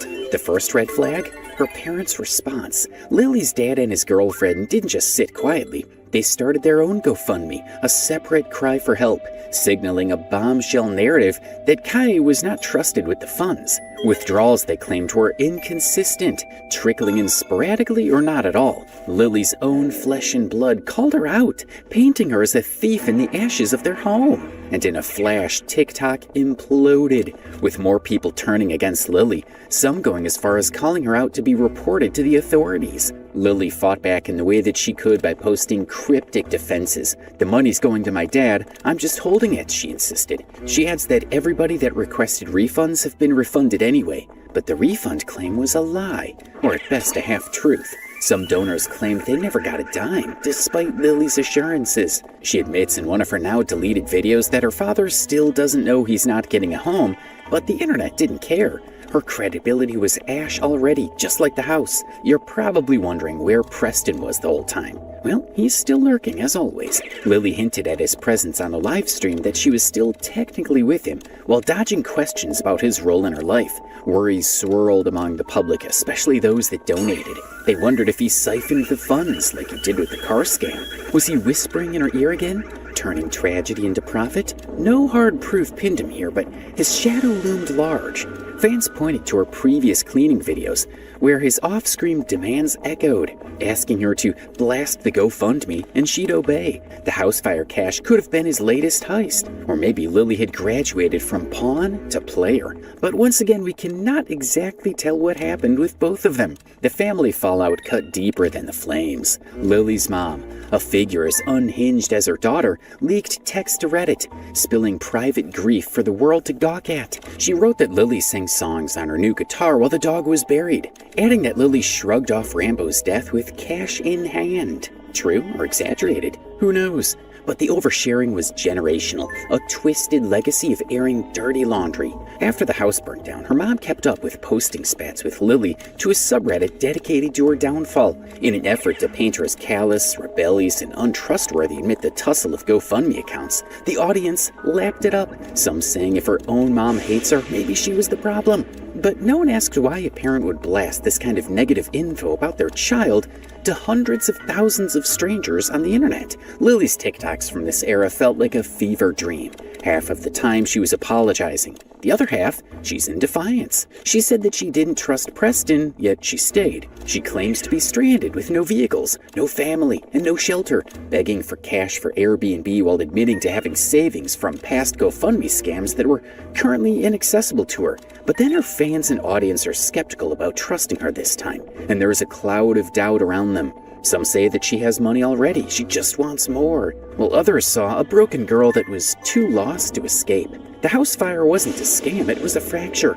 Family against family, fans against Lily, reality against her endless lies. And now still no evidence proves she kept it all. The $60,000 figure floats in Reddit communities, backed by rage, not receipts. Her still active Cash Apps and Venmo accounts linked to her bio fueled suspicion, so they wondered, if she's not scamming, why is she still begging? But hard proof for any of these suspicions are elusive. Fans struggle to believe her now, in what seems like an actual dire request for help because of her worrisome past. $21,000 vanished, a dog's death monetized. These events cast a shadow too dark to ignore. It's the typical story of the boy who cried wolf, and internet logic assumes one is guilty until proven otherwise, and Lily's proof was ashes, literally. Still, this inferno wasn't the end, it was a midpoint. The fire exposed her, broke her family, and fed the internet's obsession. But the spiral had more to give. Domestic violence claims, a fake pregnancy, a life teetering on collapse. It seemed like Preston was tightening his grip, or was Lily actually clawing her own downfall? The house fire was a major turning point, but subsequent events transformed Callie the Flower Girl into a target of intense anger and disbelief. By 2025, Lily's TikTok was no longer just a platform for cleanup content and scams. It had become a battleground for accusations so shocking that they divided her audience. This is where the narrative takes a dark turn, and the truth becomes obscured by a number of conflicting accounts. It started with a literal bang. In January 2025, Lily and Preston's tumultuous relationship reached a boiling point, leading to a chaotic incident in a hotel lobby. The hotel's staff were forced to call the police due to the couple's loud argument, which was disturbing other guests. Following the incident, Lily took to social media, live streaming her distress and pleading with her followers for financial assistance via Venmo. She claimed that her savings were inaccessible until Monday, and that she needed money to escape the situation and retrieve her cat Twinkle, which she alleged Preston was holding hostage. This public plea left her online followers wondering if this would be the catalyst for Lily to finally end the relationship. Cause when you live in New York, you cannot come and get me. And I can't go to New York with my family having their issues right now. How much do I need? I'm not sure. I don't know. I'm sorry, Twinkle. It's gonna hurt, man. Don't you have 9K? Yeah, my savings in an account that's locked, and I need to go and get unlocked. But I can't do that till Monday because, banks are closed, and I tried to fix that today. That's what I've been trying to do, so that I can afford rent, so that I can live somewhere. That's what I'm trying to do. But I can't do that because... After this video of her asking for help with cash to get an apartment for the night, her followers started thinking that this might be it. This might be the moment that she finally leaves Preston. Spoiler, she didn't. Preston handed over the cat and her stuff. But the drama didn't end there. Lily fled the hotel, posted a photo of an injured hand, bruised and swollen, a silent suggestion of abuse. Then came the hospital live stream where she dropped a bombshell that'd ignite TikTok. He's going to jail for domestic violence, she told viewers as a police officer loomed nearby. Simple assault. He's talking to the judge. The cop confirmed it. The state of Tennessee is pressing charges and offered her resources, including victim coalitions, counseling, and a lifeline out of hell. Lily signed a form, but checked no to pressing charges herself and sobbed, "I don't want him to get hurt." Classic Stockholm Syndrome, the internet cried. Or was it? No, sir. Okay, you're just not willing to do that? No, I'm not. Okay. I'm for everything. It says, I am a victim of domestic violence and affirm that this information is correct. Let's see where that is at. What's the instructions? Entry says, hospital minor lost victim was. I intend to press charges or to prosecute. I'm going to check no, okay? Because no is what you said. What is today's date? 31st. 1/31/25. Okay. I check no. I need your signature and then print your name legibly there. Or I mean signature here, print it legibly here, okay? Yeah, I just don't want to be, I just don't want to call myself a victim, you know what I mean? Like, Look, it's not being a victim or an offender is not what the point is. The point is that you are living a lifestyle that is hard. I know. Not easy, it's hard on you, it's hurting you.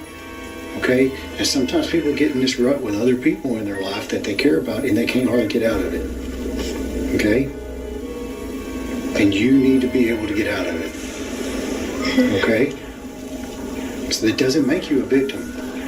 You're not pulling, like some people call it, the victim card, okay? You're not doing that.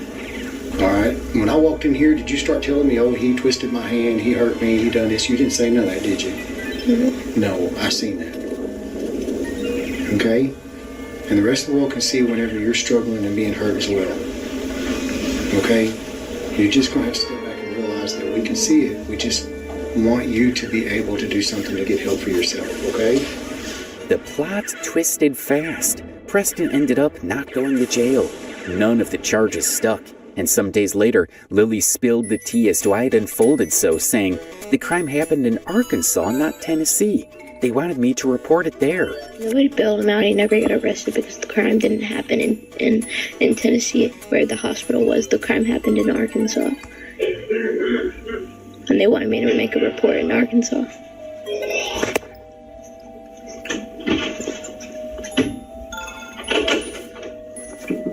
But I fuck up. Lily's fans reacted strongly to the hospital video, some enraged and others sympathizing with her apparent fear and injury. Despite her visible distress and injured hand, Lily refused help from her fans and drove her scooter back to Preston. Staying in an Airbnb, she claimed she was no longer with her alleged abuser, but background car horns in a video suggested otherwise. This led to online speculation about whether she was a victim of abuse or if the situation was staged for sympathy. No, I'm not with them anymore. So I'm all alone in Memphis. No car, no house. It's also worth noting that after the fire, Lily had a brief redemption arc where she finally decides to go get an actual job as a cleaner.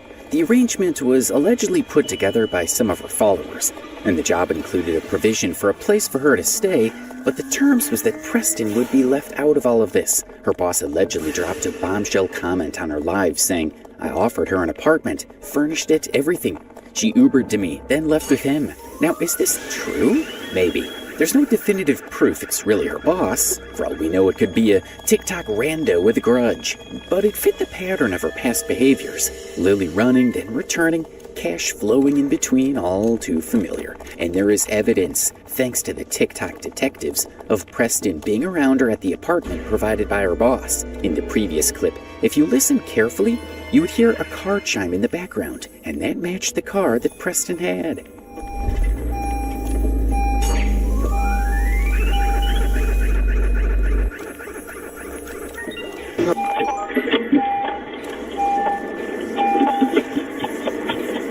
She begged for Uber money after the hospital trip. Despite that $9,000 savings claim, fans donated, she declined rides, and decided to take a scooter ride back to Preston, sealing the skepticism. They now assume that she's got plenty of money in the bank, since she's allegedly made over $60,000 in donations. The live streams from this period show Lily's conflicting emotions of defiance and despair. She would say things like, "I need help, but I'm not asking," and block anyone who doubted her. She would also post TikTok videos that ranged from reposting abusive boyfriend POVs to eerily calm videos with Preston lurking in the background. One video from mid-2025 clearly shows Preston, even though Lily had said that they had broken up. Lily played it off, saying they were technically together. Preston is very clearly right there. And then here's the video itself slowed down where Preston is soon to him. There he is, peekaboo. By the way, I was so caught up by that genuine moment of... The police were called to their new apartment multiple times. In one leaked video, an officer tells them to stop whatever they're doing on TikTok because the police keep getting called there. Lily is slurring, and Preston admits she had been drinking. The officer then checks her arms for bruises but doesn't find any. In another video a few weeks later, Lily says Preston tried to suffocate her and she ran away. Preston isn't in the video, but Lily's fear seems real. People online were divided in their opinions.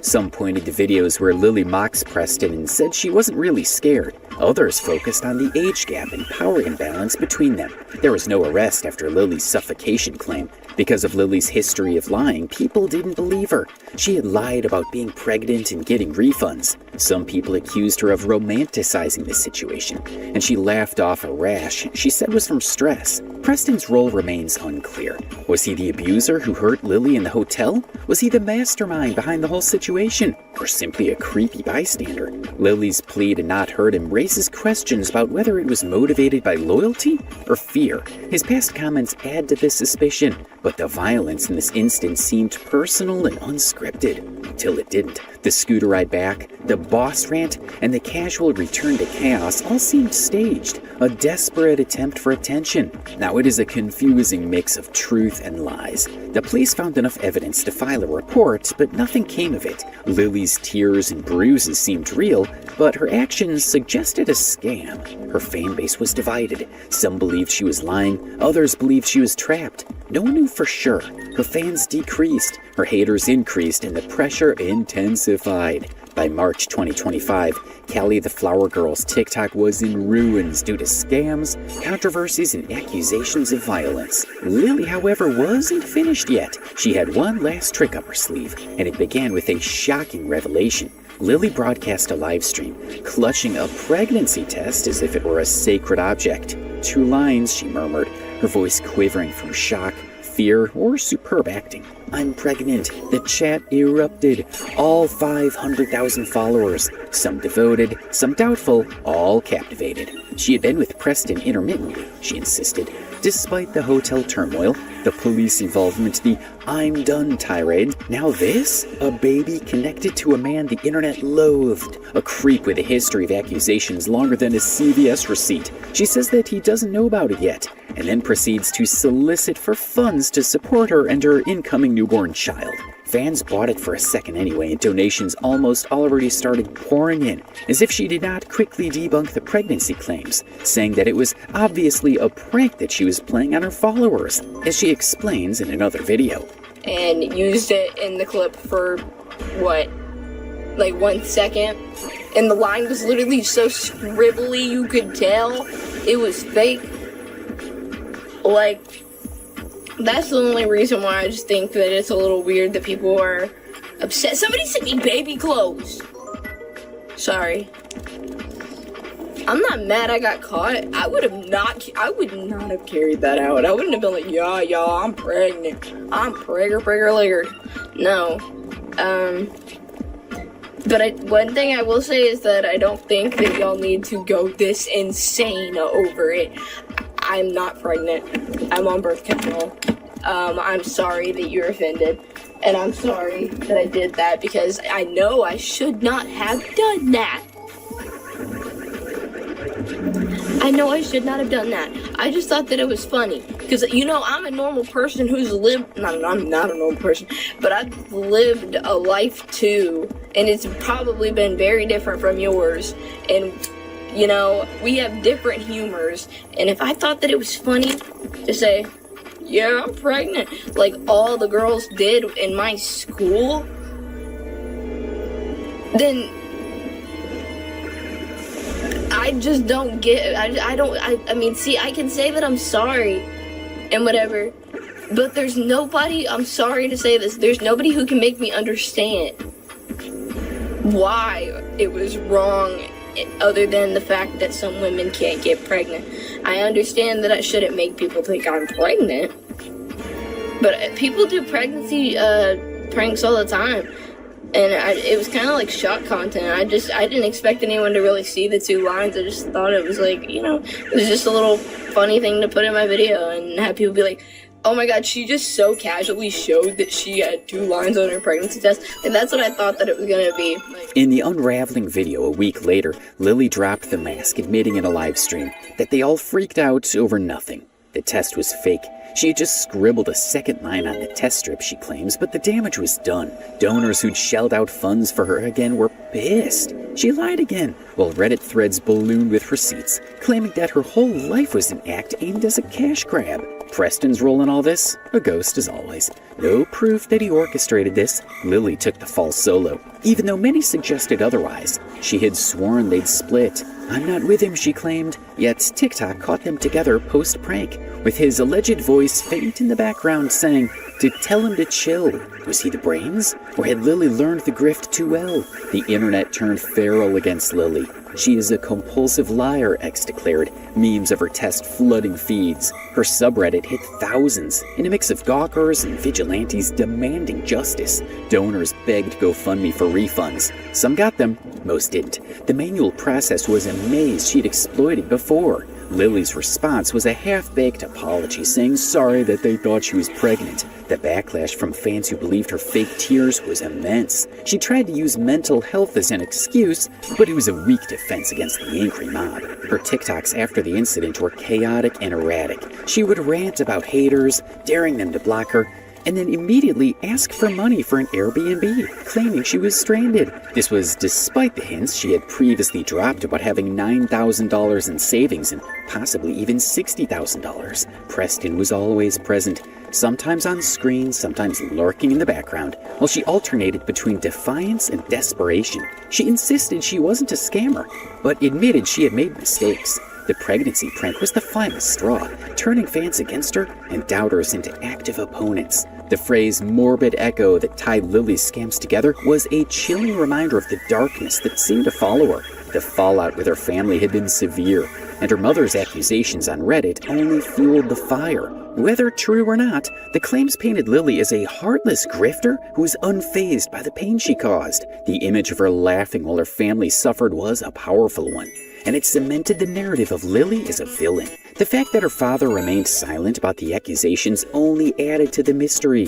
The $60,000 in unaccounted-for house fire funds remained a gaping wound in the family's history, and it was clear that they were fractured beyond repair. Lily's reputation was taking a toll on her. Every lie, every dollar she had scammed, and every tear shed by her victims added to the weight of the crown she wore. By April 2025, the pressure had become too much. The empire that Lily had built on lies and deception was finally starting to crumble. The consequences of her actions were catching up with her, and the future looked uncertain. This was the tipping point.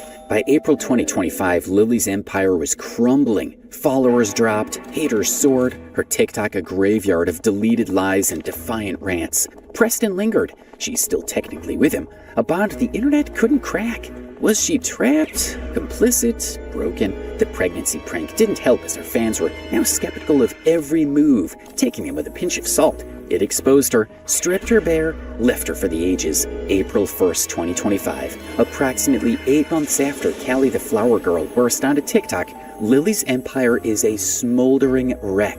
Half ash, half defiance. The cleaning videos, the GoFundMes, the dead dog, the house fire, the violence, the fake baby. It's a trail of digital debris stretching from obscurity to infamy. She's still here, still posting, but the girl who once charmed 500,000 followers with gum wrappers and grit is a shadow of her former self. Lily's TikTok today is a ghost town with a pulse. She's down to a fraction of her peak, with somewhere around 200,000 followers, though the count's a moving target, aggressively bleeding fans daily. Her more recent posts includes cleaning rants, same as ever, sweeping a floor littered with roach droppings, gum wrappers back like a grim signature. I'm still here, she captions, voice hollow, a forced laugh cutting through the static. Preston's there too, sometimes a shadow, sometimes a voice. The apartment's a dump. no smoking ashtray overflowing, a prehistoric heater humming, proof the $60,000, the $21,000, the untold thousands never built her a better life. The money's the million-dollar question, literally.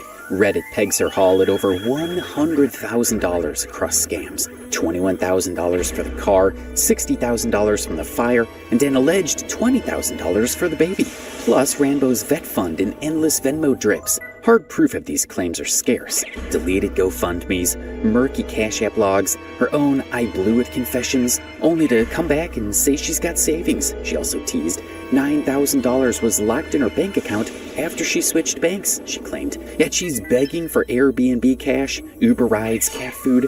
Stranded, she cries, but the scooter rides back to Preston, the holiday splurges, the guitar from Rambo's grave, they all paint a different picture.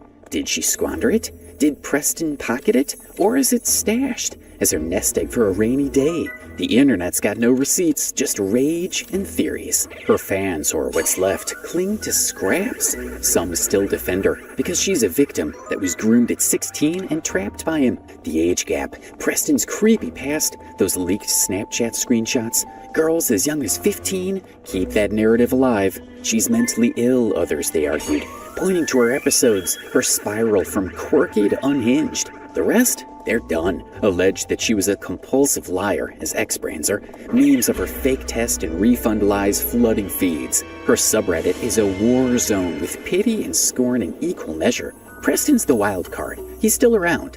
No jail time from the domestic violence claims. No charges sticking despite police visits. That hospital live stream where Lily claims that he's going to jail fizzled into a case of wrong state. Whoops. His past still haunts him. Victims come out to tell their tales.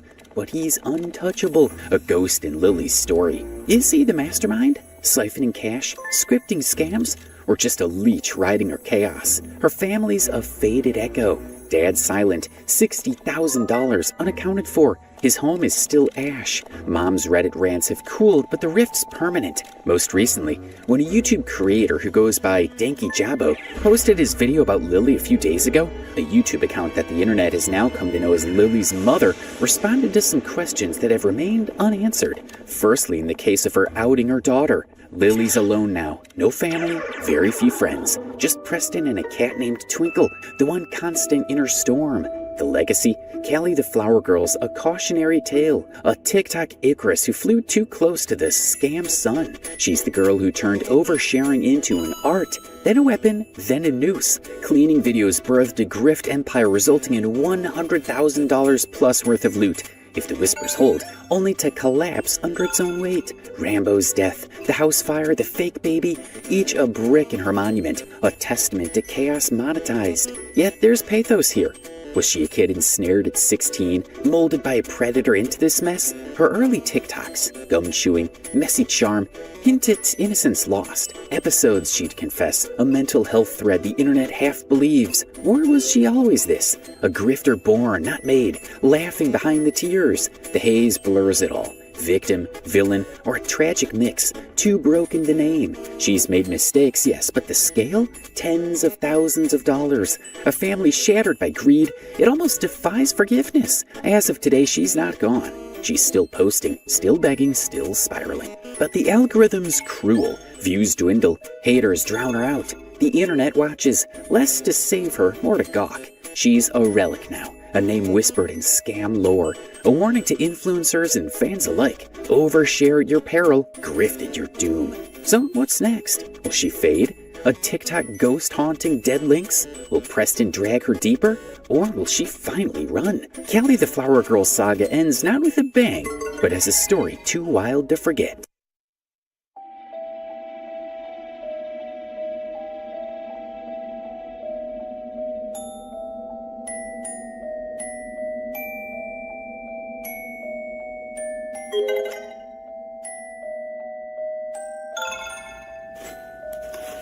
Does your child struggle to remember what they just read? If your child... On December 2nd, 2019, just days after celebrating Thanksgiving with family, Christine Holloway and her 14-month-old daughter, Vanessa, went missing. Parked on the street outside her apartment was Christine's new car, but she was not answering the door. Despite the freezing conditions, 2 windows were sitting open. The door was locked, but a light remained on. When officers forced entry, they made a horrific discovery. Oh, fuck. Dude, hush. Holy. Get the DV here. Holy. The investigation into what happened to Christine and Vanessa began.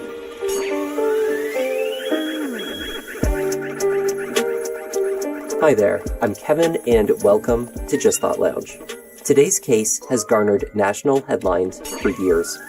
There's a lot that has been uncovered in this tragic case, and still, unfortunately, a lot left to question. Let's take a look.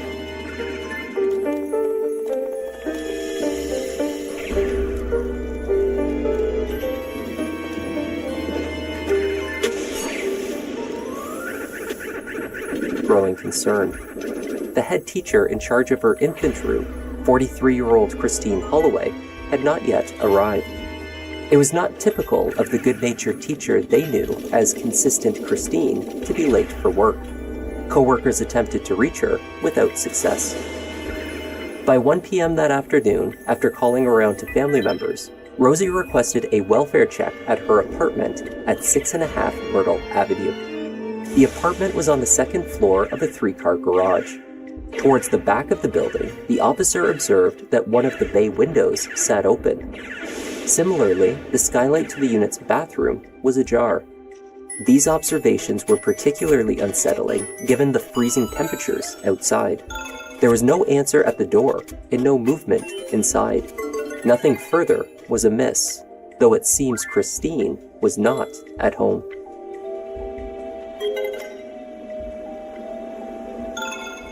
Christine was the mother to 14-month-old Vanessa, whom she shared with boyfriend Jose Morales.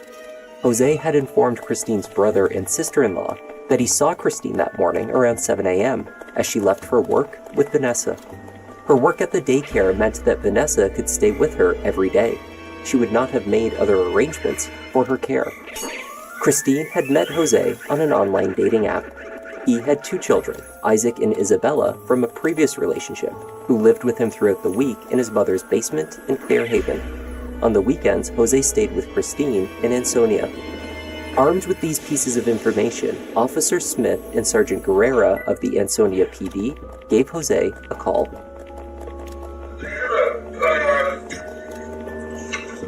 girl here that's saying that she's the sister of Christina Holloway? Alright. Is that Christina your girlfriend?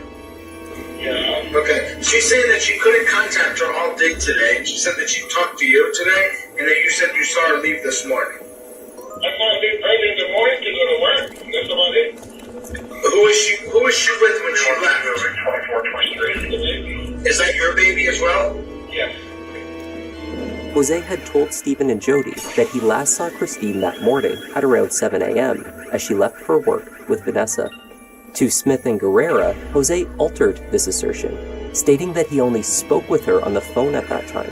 He had not seen her since they parted ways at his mother's house on Friday evening after spending Thanksgiving together. No, then that is you guys both left her house together this morning. No, I talked to her. Okay, so you talked to her this morning. Yeah. And at 7 o'clock when she was leaving for work. Yeah. When's the last time you saw her? Friday. That was not the only inconsistency. He told the officer that his girlfriend drove a 2002 gold Mazda Protege, except this vehicle was no longer registered to her. Roughly a week prior, Christine had replaced the Mazda with a black 2017 Ford Focus. Her family was aware of the new car. Indeed, it seemed Jose had helped her select the new vehicle at the car lot, an event he evidently had entirely forgotten. Find her because, like, everybody's concerned because they haven't talked to her. We're more concerned about, your daughter. Your daughter. How old's your daughter? What does she drive? Mazda Protege 2002. 2002 Mazda Protege. What color is it? Gold? Yep. Who has the Ford Fusion, you know? Or the Ford Focus? No. Does she have another car, a black car? No. Nothing you know of? The conversation with Jose Morales was concerning. Officers returned to Myrtle Avenue and again knocked repeatedly on the door with no answer. While assessing the state of the apartment, officers canvassed the neighborhood, hoping to find someone who had seen Christine and Vanessa. No one reported seeing them recently, though someone had spotted Jose leaving the apartment earlier that day. They came out, they said no car was in the driveway, no car was here. She has a mother of a 1-year-old. She always shows up at work, she always contacts us. We haven't heard from her. This is really, really bad. We have a bad feeling. Talked to the boyfriend. Boyfriend says I haven't seen her. I haven't talked to her. I talked to her in the morning, but I haven't seen her. We just get to the house now. There's a couple windows open on the second floor, which is really odd because obviously it's freezing out. I had him do a neighborhood canvas. One neighbor said, "Hey, I saw him driving her car out of here this afternoon. I can't get into the house. I'm gonna kick in the door in a minute." Taking everything into consideration, officers opted to force entry into the home. We're gonna attempt to make entry.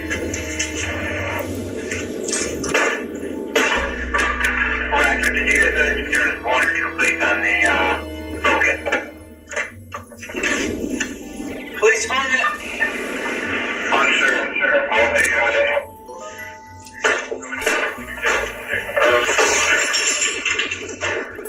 Police department? Please. Police department?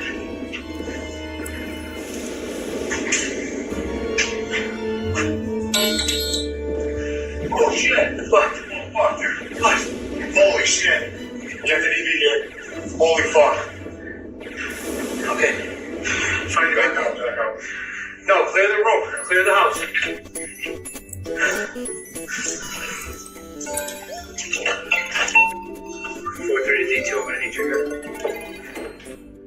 Christine was found clearly deceased in the bathtub. Officers secured the scene and searched for baby Vanessa. She was not in the apartment with her mother. Vanessa was still missing.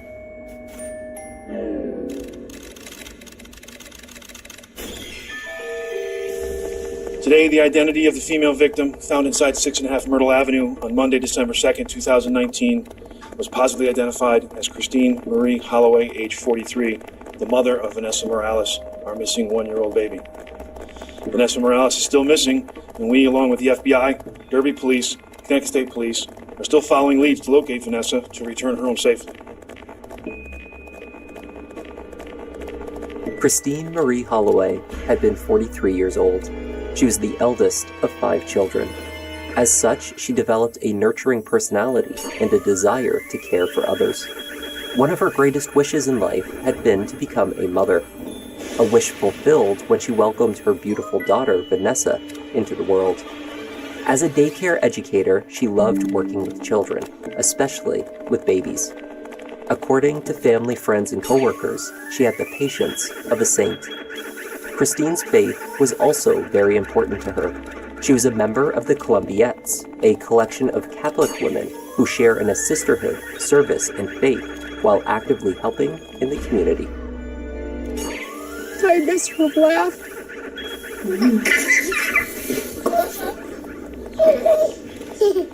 When I have to remove the pictures to clean, I break down. Because I should be holding them and not their pictures. Christine's autopsy found that her death was caused by no less than 8 blows from a blunt object. A hammer was the most likely implement, though the murder weapon was not found in the apartment. She appeared to have been attacked and left to pass away on the landing, only feet from Vanessa's crib.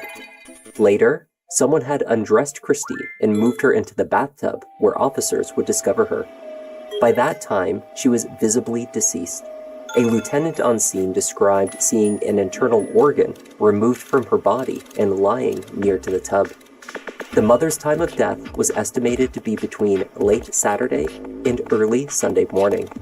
There were strands of hair found in her hand, most likely pulled from her killer as she fought for her life.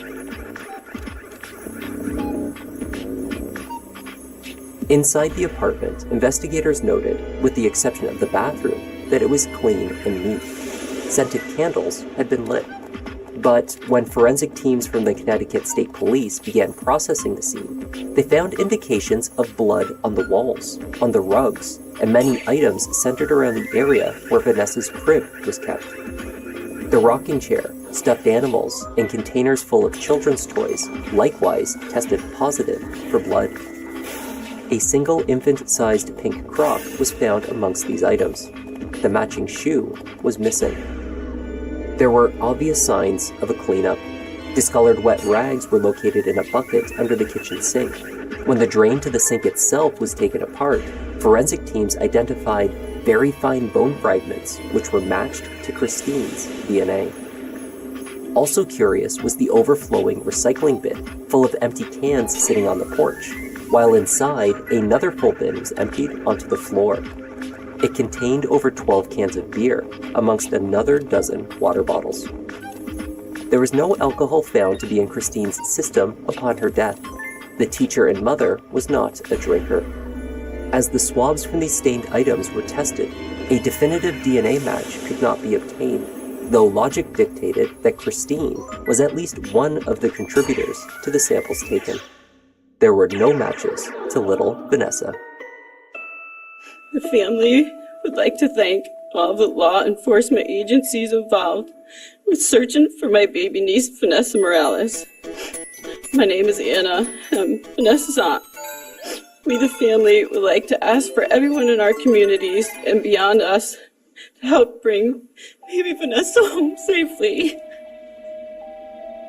Anyone with any information on her whereabouts, we beg of you to please contact Ansonia Police Department or call the FBI tip line 203. The man who used the garage level of 6.5 Myrtle as a workshop reported hearing loud noises and voices from the upper level apartment on Friday night, sometime between 4 and 5 p.m. He heard a male voice, perhaps some hammering into a wall as though they were building something, and what he thought could have been furniture being moved around. When he left the building that night, the bay window above the garage was open to the winter air. Another neighborhood witness reported spotting Jose outside of Christine's apartment on the morning of November 30th, the Saturday. He was fitting a car seat into a black Ford with a little girl, presumably Vanessa. There was no car seat located in Christine's Focus, nor anywhere else on the property when police arrived. Neighbor George O'Mara had not seen Christine in days, but he had seen Jose leaving the building on Monday afternoon, not long after police had first responded to the welfare check. This sighting was later confirmed by surveillance. It showed Jose leaving the home and driving away in his Nissan Sentra at about 2 p.m. The car is distinctive. It has a low-sitting muffler that is also defective. It can be heard as well as seen.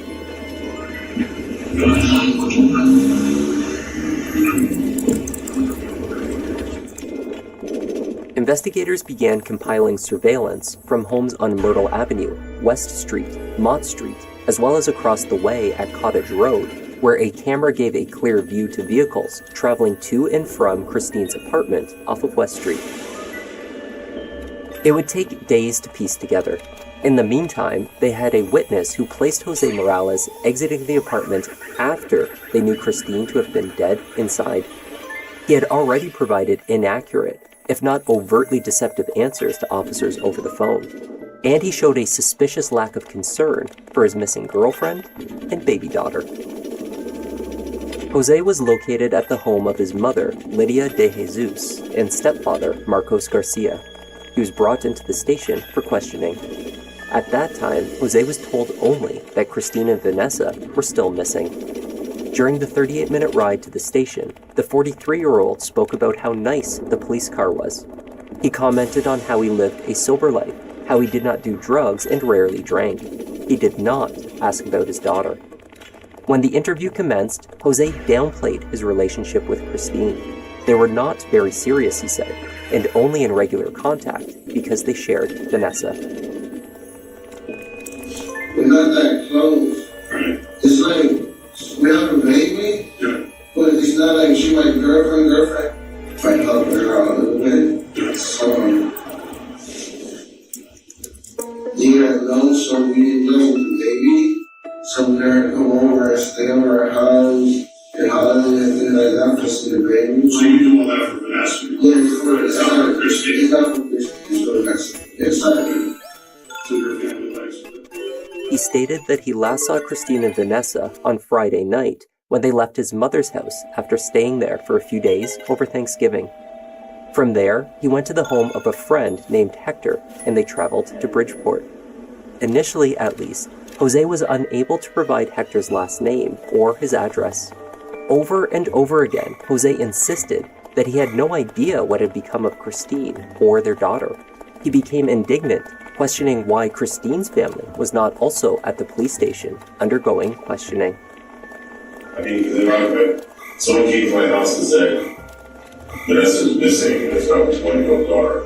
I'm worried. That's why I keep trying to call. My kid. We had a whole right here talking about everything but her. A whole right here that you talking about a 1-year-old daughter that's missing. I don't get that. And the only reason you're here is to find her. Is to help us find her. Okay, so Where is she? I don't know. Do you know where your daughter is? No, I don't know my daughter is with Christine. So where's Christine? After just over 40 minutes, Jose decided to leave. Investigators, still compiling evidence from the scene, the vehicles, and neighborhood surveillance, were unable to formally arrest him at that time. They did insist upon taking his clothing for testing. Jose was not impressed. Hold on a second, hold on. Well, you were going? No, you're not saying no. Yeah, we're taking you home, but we're taking your clothes first. Why? As he removed his shirt, a small bruise was visible on his right chest. Where'd that come from?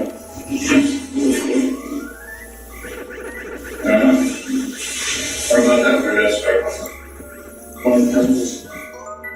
Detectives also noted abrasions on the knuckles of both of his hands and faint scratches on both arms. His face appeared swollen and red on the right side. On the black sneakers Jose had worn to the police station, they identified staining, in addition to a tissue-like material which was sent for testing. He left without providing any useful information for the search for Vanessa. He had also not been informed at that point that Christine had been found murdered.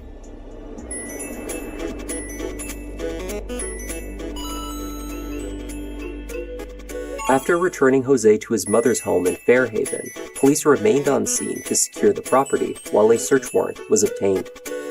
At that time, they informed Lydia, Marcos, and Jose of Christine's death.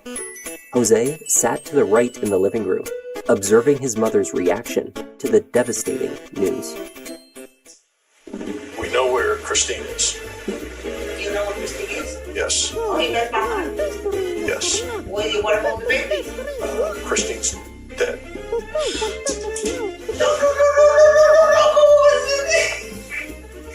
What happened to her? What happened to her? Go, my friend. No.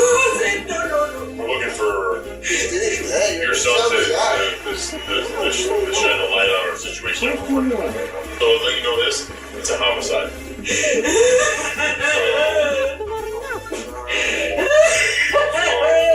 We are looking for all the help we can get. The search for Vanessa was time-sensitive. Law enforcement used what was at their disposal to pressure Jose for information. In this case, that pressure came from his parents. We can't find the car that he says she's always driving. But we know where the car is that you say she Yeah. What's up? When I asked you about her buying a new car, you said you knew nothing about it. I know about it. Well, why did you say you didn't know anything about I know about it. Jose, where you was today? Jose, we also just took your car. 4, the car is gone? Yep. 2, 1. Marcos then began asking Jose directly where his daughter was. Displaying little emotion to this point, Jose then began to insist emphatically that he had no idea what happened to his girlfriend or their daughter. I don't know, but you want me to come up with an idea, make something up? What you want me to do? What you want me to say? To just invent a situation? I don't know. What were you doing? I have to break the door in there to get in. You broke the door to get in. Why don't you tell us the story if you want to say something? Investigators learned from Lydia and Marcos that Jose left their home on the Friday evening at the same time as Christine, she in the Ford Focus. He was driving his Nissan Sentra with the loud muffler. Jose claimed he was not with Christine, but with his friend Hector. At that point, his mother reminded him that he had a FaceTime video call with her that weekend from Christine's home on Myrtle Avenue. At first, he claimed he was using Hector's phone for this call, then corrected himself. He made the call with his iPad, he said. 4, 2. How does he not know where he was yesterday? It's not even 24 hours later. How does he not know that? I say I was at home with Hector. No, you weren't, because you were leaving the house at 1:49. We have him on video leaving the house, and we also have a witness saying he was there. Today? Monday. I was On Monday. I was with him. On Monday. The weekend. No, Monday. But you just said you were with Hector on Monday. You said, I don't remember when I was on Monday. I was with Hector the weekend. What about Monday? They asked me about Monday.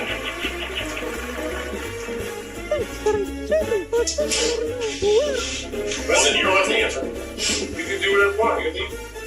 But I'm here. And you are putting up a lot of walls.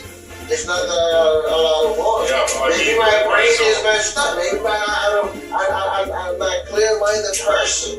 Okay, I can understand that. You have a lot of stress in your life?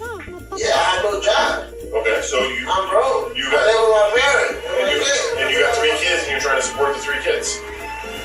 I can't. Yeah, that's not easy. That's not easy. Yeah. You should be the one supporting your parents, but you can't right now. That's how hard it is. And you just lost your job a few months ago. I understand all that. You know, that puts people in the wrong set, the wrong mindset. Right? No, He does. Yeah, he does. Sometimes you don't think clearly about things, right? You know, and... No, I FaceTime you from Hector's house, make you believe that I was with her. Did you see her? Did you see anything in the back when you saw my face on FaceTime? I was making you believe that I was at Christine, because I didn't want you to think that I'm out with my friend partying. So what were you FaceTiming with? What phone were you FaceTiming with? With Hector's. Do you have your phone? Yeah. Right, so then you should have Hector's contact. No. You should have Hector's contact for No, that.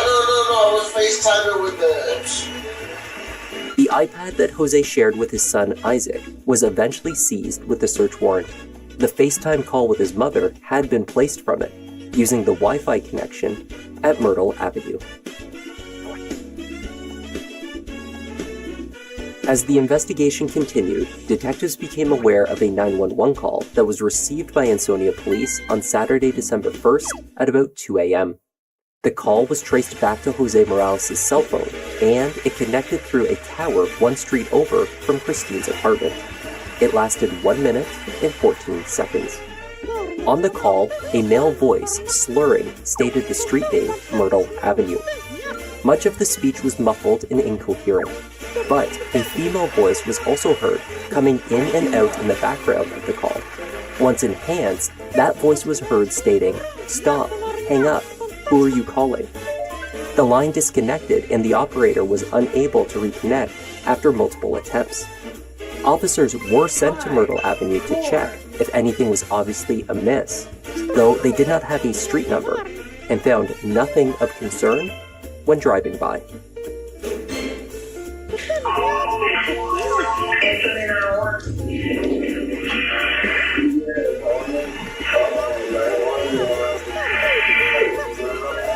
What number house number do I have? Where are you on Myrtle Ave? Where are you on Myrtle Ave? What number? 5, 4, 3, 2, 1.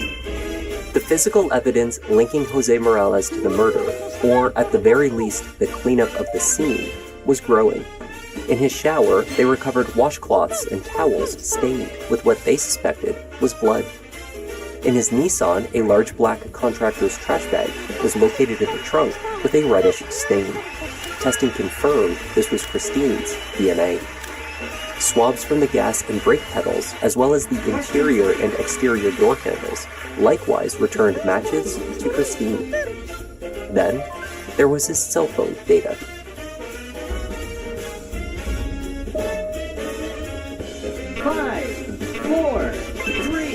Police eventually tracked down the friend named Hector with whom Jose claimed to have spent the weekend. The friend was identified as Hector Rodriguez of New Haven. Cell phone data confirmed that the two had indeed been together in Bridgeport on Friday evening, just as Jose had claimed. Initially, Hector told police that they were together all weekend. Later, he admitted that Jose had asked him to say that, but it wasn't true. His friend actually came and went throughout Saturday and Sunday, but mostly spent his time elsewhere. Jose's cell phone, alongside surveillance cameras from the neighborhood, supported that narrative. Video surveillance showed that at about 6 a.m. on Saturday morning, roughly 4 hours after the muffled 911 call, Jose's loud Nissan left the area of Myrtle Avenue and drove towards Derby Avenue in the direction of St. Michael's Church. Less than 15 minutes later, he drove to a Shell gas station on Main Street, where he entered the store and attempted to purchase cigarettes. His debit card was declined. A second trip towards Derby Avenue was made later that day, this time driving Christine's Ford Focus. It again returned to the apartment. Christine's cell phone made this trip as well. By the afternoon of Monday, December 2nd, both vehicles were parked in front of the apartment. They were captured by Officer Kelly's body camera as he performed the first welfare check that day. Jose Morales was almost certainly inside the apartment at that time. So was Christine, though investigators believe that she had been dead since Saturday night. The importance of Jose's trip towards St. Michael's Church became apparent following a phone call from the charity Kidducation, which kept donation bins by the church on Derby Avenue. On December 5th, an employee of the nonprofit emptied the donation bins and found bags full of items that were covered in a blood-like substance. Supervisor Mary Tuttleback observed the contents and discovered amongst the toys, articles of clothing, and various baby items was a collection of letters. These were addressed to Christine Holloway at 6.5 Myrtle Avenue. She Googled her name and then immediately called police. They arrived within 5 minutes. What police found in the donation bags was disturbing. Some of the items included a diaper genie pail, an infant's pillow, toy radio, baby clothing, toy blocks, stuffed animals, and a bloody towel. Mixed in were several pieces of Christine's mail. They pulled out toy blocks, books, puzzles, and more stuffed animals. There were also multiple items of adult clothing, male and female, the man-sized XXL.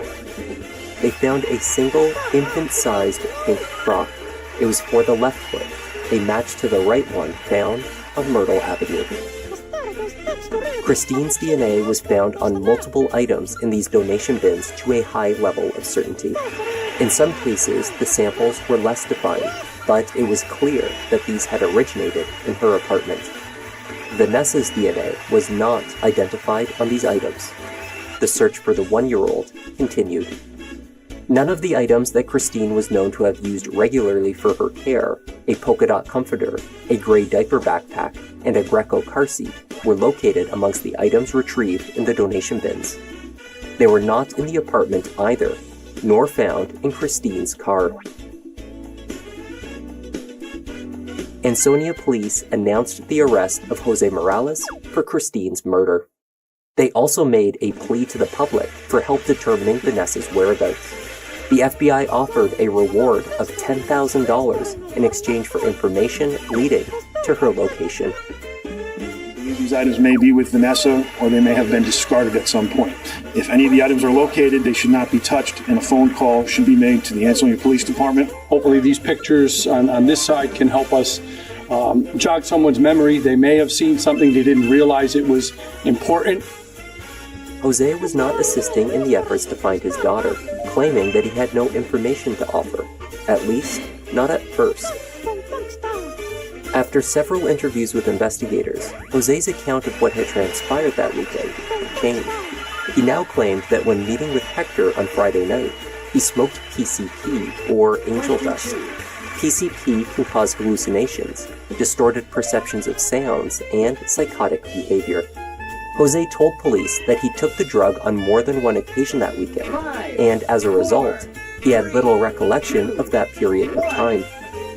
Jose claimed that as his memory returned, he recalled that late on Saturday night, two unknown men forced their way inside the apartment. They knocked him out for a time, brutally murdered Christine while he was incapacitated, and kidnapped his daughter.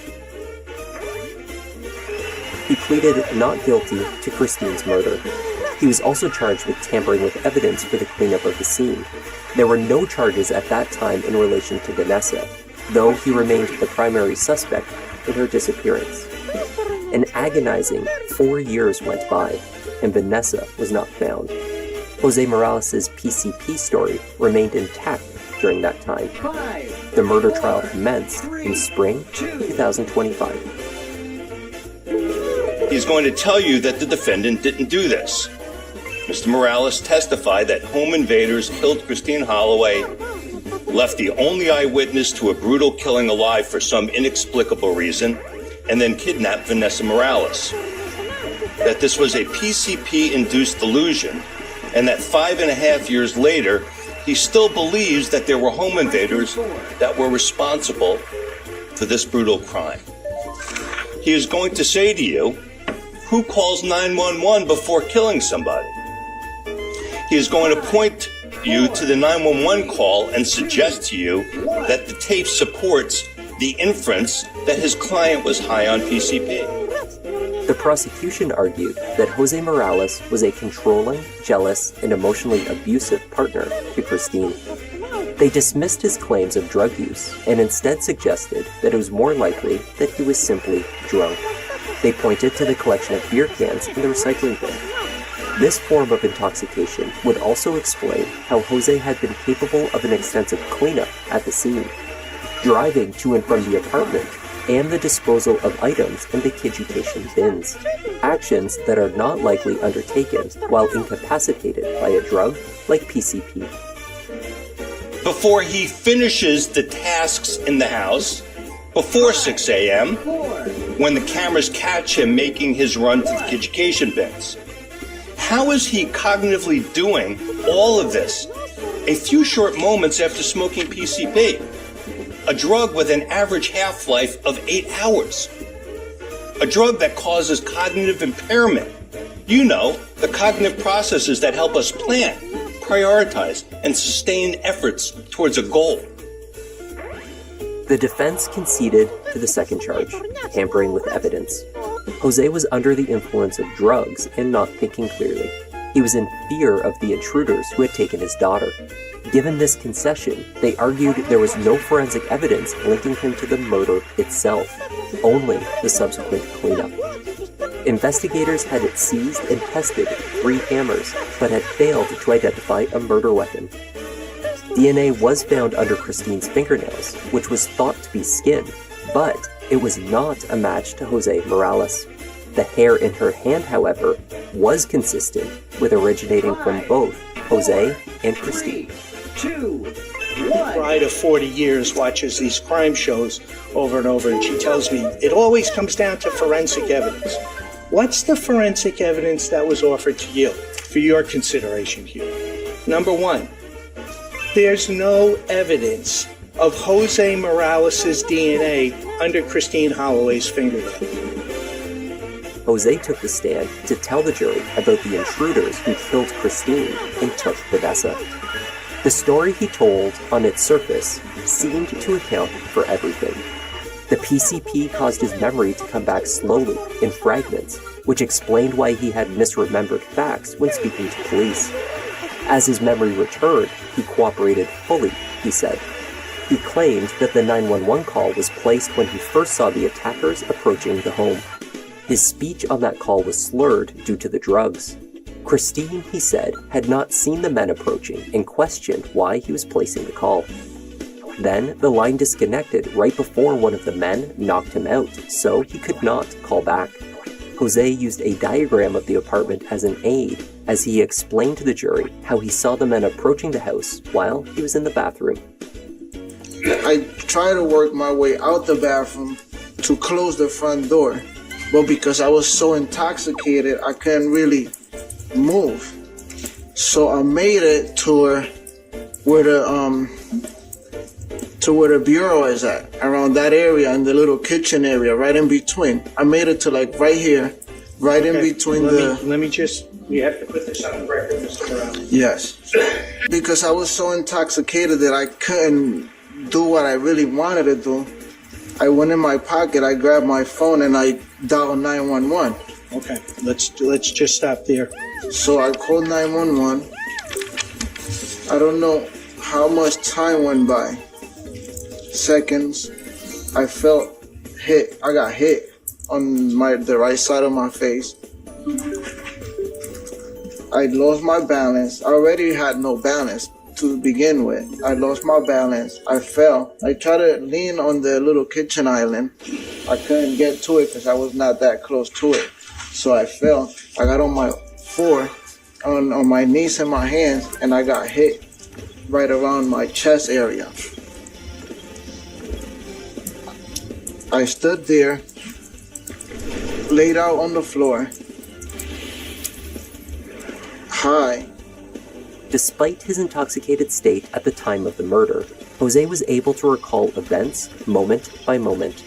He specified the movements made by Christine, those of the intruders, as well as himself as the attack occurred. At the same time, I'm listening, but I'm on the floor and I can hear that there's a struggle going on in the bed area. There's a fight. I hear screams. At the same time, I hear that somebody leaves the apartment. I see that somehow Christine got away from whoever it is that she was fighting with and tried to run out the apartment to go after the guy that left the apartment with Vanessa. The guy that she was struggling with was chasing her. Can you put the diagram? Yeah. What do you want to say? The one inside the apartment. Running towards the outside of the apartment, she either tripped or collapsed. By the half of her body's on the towel, the other half of the body's on the carpet. I tried to do something, but I can't because I'm stuck. I'm PCP and I'm stuck. He looks at me, he points at Christine with the crowbar, and he said, Objection. Being offered for the effect it had on the jury. There's an exception. Objection, Your Honor. It's self-serving. Completely self-serving. Objections by the state were prevalent throughout Jose's testimony. He struggled to avoid making statements of what others had said or thought within his narrative. One statement was allowed on the record as an exception. He claimed that one of the men threatened him, and that threat explains why he did not go after his daughter. It explains why, according to Jose, he cleaned up the scene instead of going to the police. Just one question to answer when we broke. You said that the man that was in the apartment said something to you. What did he say? He said to me, he was standing there, he was pointing at Christine. What did he say Objection, to Your you? Honor, it's non-responsive. Mr. Morales, what did he say to you? He said that if I call police, the same thing that happened to Christine will happen to my daughter. Okay, just stop right there.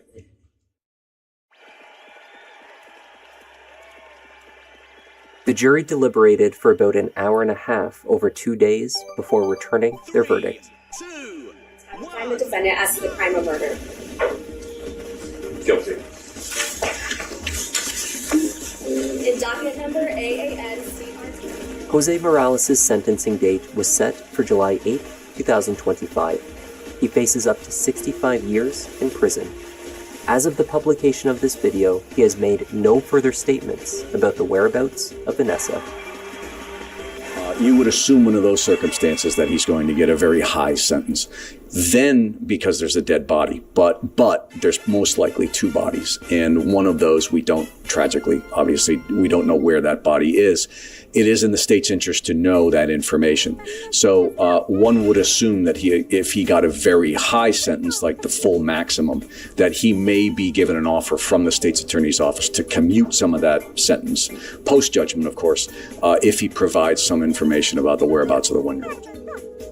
Some legal experts have speculated that Jose, if he had been in a hallucinated state at the time of the murder, may in fact have no memory of what happened to his daughter. Christine's family disagree. Do you think Jose Morales knows where she is? I absolutely do. He's basically the last person to be known with her. I truly and honestly feel, and this is my personal feeling, she's not in the U.S. Christine's family has stated that they are happy with the verdict and are now placing all of their attention on finding Vanessa. The National Center for Missing and Exploited Children released an age-enhanced photo. In the spring of 2025, Vanessa Morales would be almost 6 years old.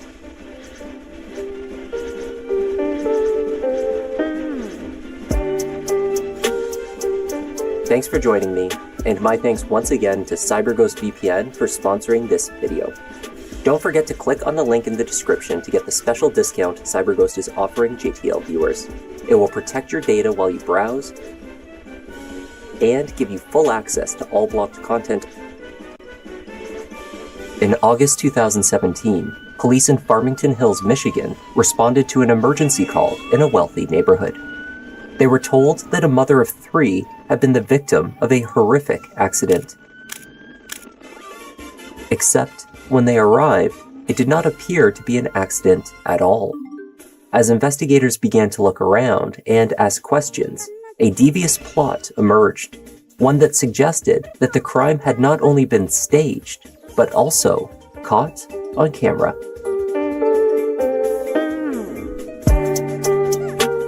Hi there, I'm Kevin, and welcome to Just Thought Lounge.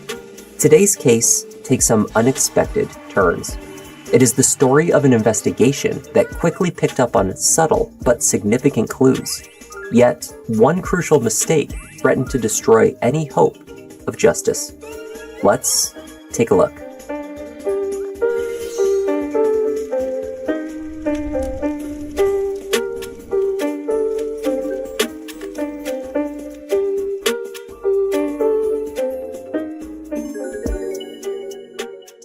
It was just past 6:30 a.m. on an August morning in 2017. Officer Jordan of the Farmington Hills Police was dispatched to a large home in the wealthy Detroit suburb. He was responding to an emergency call placed by 14-year-old Aya Altantawi. Aya had been searching every room in the house that morning for her mother, Nada Huranaya.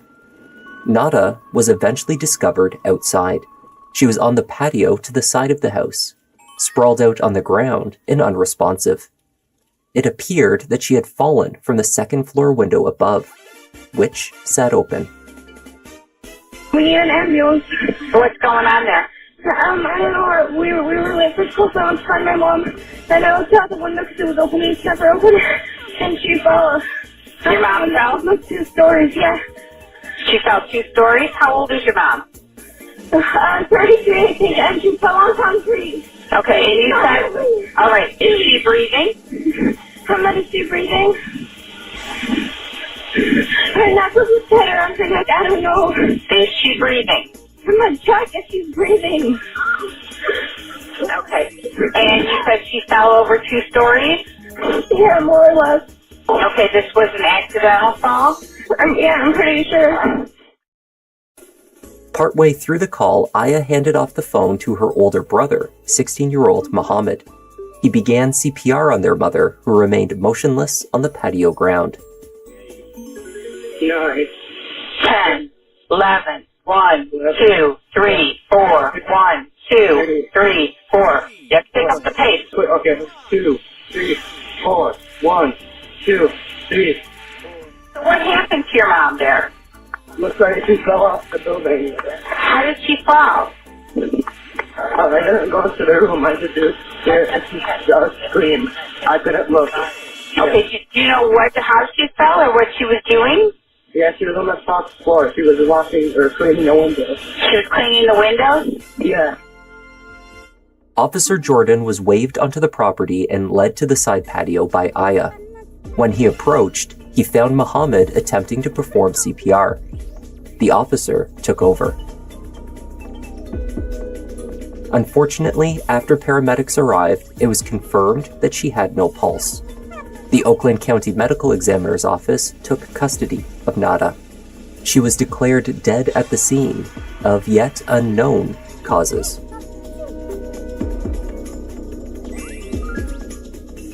The 2 teenagers, Aya and Mohammed, explained that their younger sister, who was only 12 years old, was still asleep in her bedroom.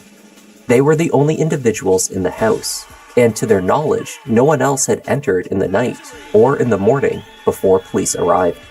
Aya explained to responding officers that she was meant to be ready to leave for school by 6:30 a.m. Her mother drove her every day. That morning, as the time to leave approached, she could not locate her mother in the house, and she was not answering her cell phone. When's the last time you guys saw your mom? That's it. What time? Like maybe 7 or 8. She wants to sleep early. Okay. And when did you guys find her?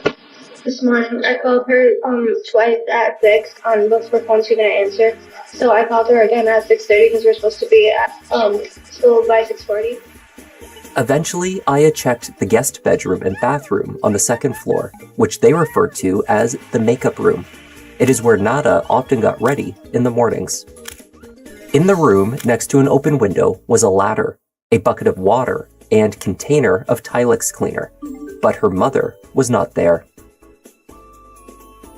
And there was like cleaning stuff, and she normally cleans like comes to the house in the morning because she wakes up early. Okay. So I wanted to look out the window, and I thought that like just in case maybe I doubt it's possible, but she was out there, and then I called my brother and we went outside. Okay. So this was around 6:30 this morning, you think? Yeah. Okay. Yeah, like 6:35. Okay. The children's father, Basil Altantawi, lived separately. Their parents' divorce was not yet complete, though the couple had lived apart for over a year. Why don't you call your dad, okay? See if he can come over here, all right? Just to hang out with you guys while we continue figuring out what's going on with your mom, okay? All right? I have a different story than her. I did see her this morning. What time? I took a shower around 6 o'clock and I heard her moving in her room maybe 5:50 before I took a shower. You just heard her in her room? Yeah, that's what. Where's her room? Downstairs. She has all her makeup upstairs as well. When Basil arrived at the house, sergeants with Farmington Hills PD formally informed him of his wife's death. Basil fell to his knees, overwhelmed with shock and grief. The scene of Nada's supposed accident troubled investigators. According to Aya, neither she nor her brother had moved or even shifted their mother after discovering her on the patio. Nada was found by paramedics lying on her back, an unusual position to land from an accidental fall.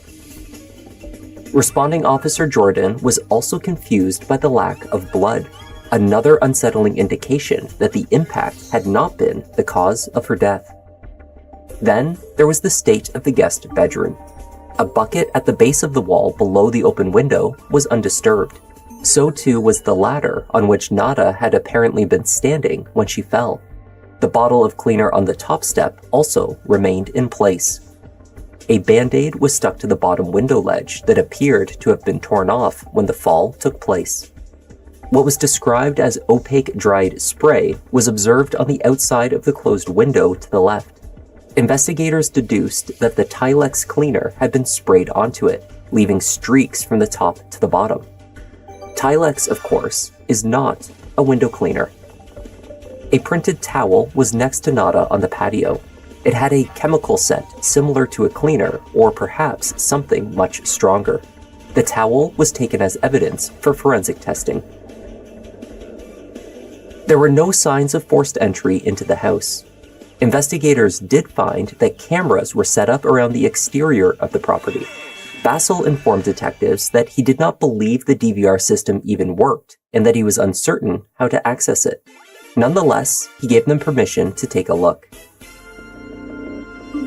It seems that the cameras were functional, and one of these cameras was positioned just outside the side patio.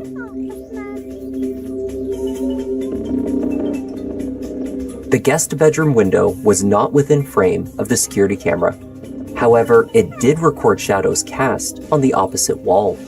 Officers initially viewing the footage recorded it via a handheld camera, seeking to record what they saw immediately. Later, a better quality copy was downloaded and analyzed. At 5:53 a.m., the light to Nada's makeup room, the guest bathroom, was turned on. The shadow of a person appeared and opened the window. It is obvious that two individuals are inside the room. Moments later, a figure is seen dragging Nada towards the window. The figure lifts her from the floor and appears to hoist her to the ledge. Nada is pushed from the window. Above her, the shadow is captured, standing for a brief moment, perhaps peering below before the individual is seen moving about the room. The light is briefly turned off and then back on again. It appeared to investigators that the ladder was moved to the window at that point. The killer was staging the scene. When the medical examiner completed the autopsy, the results confirmed what the camera footage showed. They concluded that Nada's cause of death was asphyxiation. She was dead before she was pushed from the window. Indeed, she was killed long before, likely hours before she was pushed out the window, later to be found by her children. 35-year-old Nada Huranaya had lived her life for her children. The personal trainer was described by friends as compassionate, eager, and enthusiastic to do better for her kids.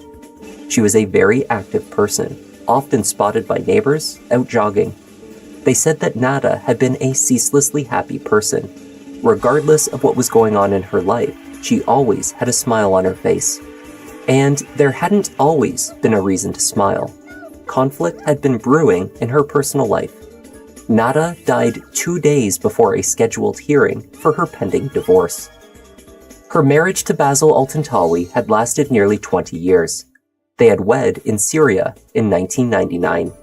Nada filed for divorce following an incident on Valentine's Day 2016, when her husband allegedly threw her down a flight of stairs. Basil denied the incident, but nonetheless pleaded guilty to spousal abuse. He was placed on a tether and given conditions that included having no contact with his estranged wife for 2 years and having only supervised visitation with their children. All of this occurred in tandem with the dissolution of his professional life. That same year, he was charged with multiple counts of Medicaid and healthcare fraud while working as an internal medicine physician in Canton. In January of 2017, he was sentenced to 1 day in jail and nearly $280,000 in fines.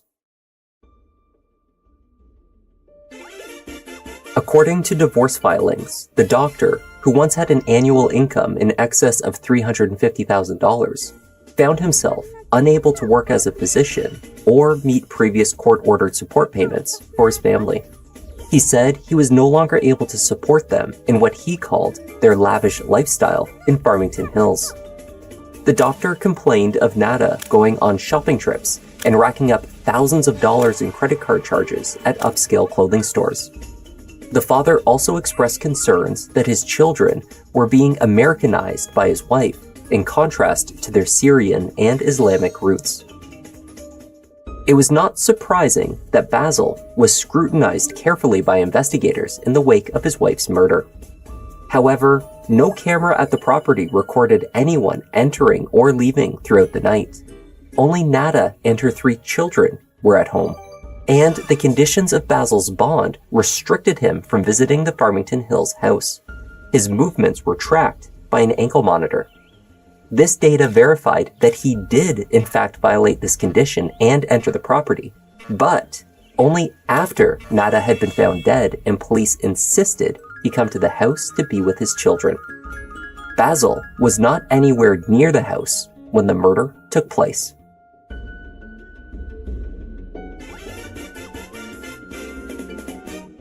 Less than an hour after the fall, Aya and Muhammad found Nada and placed the call to 911. The camera captured Aya handing the phone to her older brother to perform CPR. She ran back and forth from the scene to the end of the drive, where she was flagging down emergency services and leading them around the side of the house to assist her mother. The camera also captured Muhammad as he began lending his mother medical assistance. Or rather, it showed him either pretending to perform CPR or doing so extremely poorly. The 16-year-old did not appear to be applying any pressure. Investigators aligned the security camera footage of Muhammad while he was on the patio with his mother to the 911 call audio. They found that on 2 occasions, while speaking with the operator, the teenager took notable breaks in his CPR efforts. What he did not do was verbally stop counting the compressions. It sounded as though he was diligently fighting to save her life, even as he paused and simply sat next to her. As Aya and Officer Jordan approached, he was captured, beginning to push harder. The officer recounted, however, that when the teen first came into view, it appeared that he was holding his cell phone in his right hand and simply tapping on his mother with his left. 3, 4, 1, 2, 3, 4, 1, 2, 3, 4. 1, 2, 3, 4. 1, 2, 3, 4. 1. You're doing really good. Keep going. 4. 1, 2, 3, 4. 1, 2, 3, 4. 1. A cursory search of the home had been conducted on the 21st, the day Nada was found. Later, Farmington Hills police returned with a search warrant and performed a more thorough inspection. That morning, they had observed a number of items in a front-loading washing machine that was flashing an error code. Through the glass door, a tan bath mat was visible. In the dryer, a pair of Muhammad's blue jeans and a shirt. It was not a full load of clothing. Small white-colored flakes had come out in the water, likely the coating to the bath mat. This mat, along with the chemical-scented towel found next to Nada and others located throughout the house, were taken in for analysis. It was speculated that one of these had been used to kill Nada, perhaps soaked in a poisonous liquid that had incapacitated her. There were certainly a variety of possible poisons. Throughout the house, in the garage in particular, were containers of weed killer, insecticides, and rodent poisons. Searchers found bottles of antifreeze, bleach, and various paints. All of these were collected for testing. After viewing the camera footage, detectives returned to the house and requested that all family members attend formal interviews at the police station. Basil refused. However, he left the detectives in the house while he collected Aya from the school library. He gave them permission to speak with Muhammad in the house alone. So what time does she normally go to bed? Normally I'd say around 10, maybe, late 9:30. 9:30 or 10? Do you recall what time she went to bed last night? Around late 7, maybe early 8, I think. You know why she would go to bed 3 hours earlier, or? No. Like I said, we didn't really talk much yesterday, so. Right, yes, you mean Sunday night? Sunday night morning to Monday. Okay. How are you? Do you and your mom get along well? Yeah, I mean, we're pretty normal. We've been pretty normal for like a while. Like the only time I told you this morning, we kind of had issues, you could say, is at the beginning of like the divorce case, but that's about it. How long has that been going on? Nearly 2 years, like a year and a half now. Mohammed told an officer at the scene that he woke that morning at 6:30 a.m. To detectives, he said he was actually awake earlier at 6. He stated that he remained in his room from the time that he went to bed until Aya began calling for him the next morning. Did you get up at all during the night? Were you walking around anywhere? Nothing. So you go to sleep at 11:30, you don't hear anything, don't see anything, don't come out of your room. Get up at 6, 6:30, 6-ish, and you go into the bathroom, you take a shower, you're getting ready for school. Okay, and then your sister, how should she knock on the door? She call you? What happened? I heard her scream in the makeup room, and then I ran to her, and she ran to me, and was like, I'm on the phone, we have to do this, and then I'm like, okay, so I went outside. Okay. Detectives informed Mohammed that the cameras around the house were functional, a fact that the teen was previously unaware. He was also told that they caught something, or rather, someone, at the window with his mother. Detectives suggested multiple times that what they saw could still have been an accident. Perhaps Mohammed was assisting his mother with her cleaning when she tripped and fell. He could have been holding the ladder and become distracted, if only for a moment, and that split-second distraction had proven fatal. If such a scenario occurred, no one was to blame, they told him. Now, we noticed that, there's a security system here. Do you know how that works? No, I wasn't even aware of that. We had more cameras in the back of the house. We want to get a resolution to this. I know you do too. Yeah. The accidents happen all the time. Somebody could be helping somebody with something, holding the ladder, something like that, and something happens. That's why we need to know what happened. And that's why we're looking to you, because you're the oldest, and we've watched the video. And we're trying to see what your input into this is as far as how your mother ended up falling out the window. I mean, is there any specific question you can ask me? Where should I go from? I want you to start at the beginning. Tell me what happened. Okay, so I woke up 6 o'clock, and then, my sister's awake already, she's also getting ready. And then I assumed my other sister was getting ready, so. Did your sister see what happened? Yeah, she's the one who found out, you could say. I'm sorry? She's the one who found out, the whole scene or whatever. Was she there when it happened? Or were you there when it happened? I don't know if I don't want to say anything about my sister, but I just know that she was awake before me. Somebody was there. We know that. It's on video. I don't want to, like I said, I don't want to say anything about my sister, but I mean, if it comes down to it, then yeah, she was awake before me. Detectives told Mohammed that the figure they viewed on camera had short hair. The person was male. It had to be him. The teen proceeded to offer 2 more versions of events. In the first, he recounted seeing his mother that morning and bringing her a spray bottle to clean the window. Then, he left the room and she fell. In the next version, he was holding the ladder when she tripped and he saw her go over, but he did not cause her to. We just need to know. It's my mom's life, man. Mohammed, I understand that.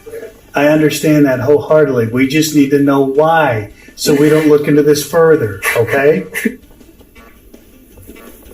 What happened? Mohammed, it's all right.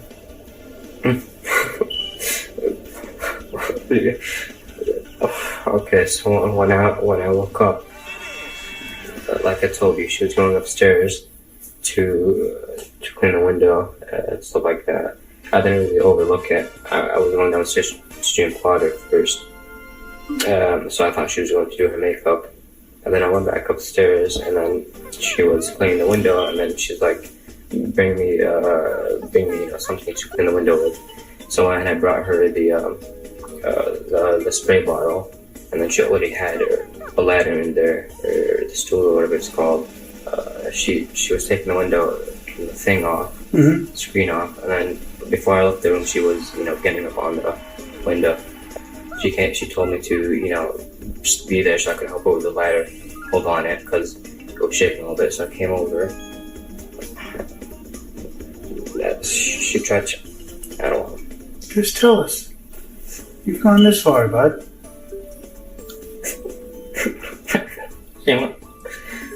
She went on the ladder. She sprayed it already, and then she tried to lean over. I was standing there, holding the ladder, and just looking around. Not really. I mean, I'm holding it. I don't think I'm supposed to look at it the whole time. And then she leans over and she trips, and then something got stuck on. I don't know what it was. So I went over like that, and then that's when she fell. And I didn't know what to do. So I just went to take a shower because I thought I was dreaming or whatever. I wanted something else to happen. After roughly 40 minutes, Basil returned to the house. He quickly brought an end to the interview. The doctor promptly hired his son, an attorney. When investigators obtained Mohammed's cell phone records, they found that he had 50 phone calls to one number on the day of the murder, beginning at 4:27 a.m. and continuing through that evening. The number was listed in his contacts as Love. 8 of the calls were placed before 5 a.m. that day. Looking back months, investigators did not identify any other day with a similar call history. Many of the calls lasted just a handful of seconds, while others went unanswered, including one from the unidentified phone to Mohammed's at 5:55 a.m., the time when the cameras captured Nada's drop from the window. When a search warrant was obtained and his iPhone was unlocked, investigators determined the identity of Love. It was Mohammed's father, Basil Altantawi. There was a history of messages between Basil and his son stretching back months, in which Mohammed would share photos, videos, and audio recordings with his father. These included conversations with his mother. In contrast to his father, Love, Nada's contact was saved in his phone under the name Dog. Her son secretly recorded exchanges between Nada and her divorce attorney. Then he forwarded these to his father. A screenshot from the month before her death showed a conversation between Nada and her son. She wrote that she had knowledge of Basil's criminal activity that could send him to prison. She wrote that she didn't open her mouth about it out of concern for how it could be used. That screenshot was promptly forwarded to Basil. It's unclear what incriminating information Nada was referring to, but it was clear from Mohammed's response that he considered his mother's words to be a threat to his father. One particularly disturbing photo was sent to Basil 3 weeks before the murder. It was of the window in the second-floor guest bedroom. An undated search was conducted for how to remove a window screen. Investigators also uncovered a search at 8:10 a.m. on the morning of her death.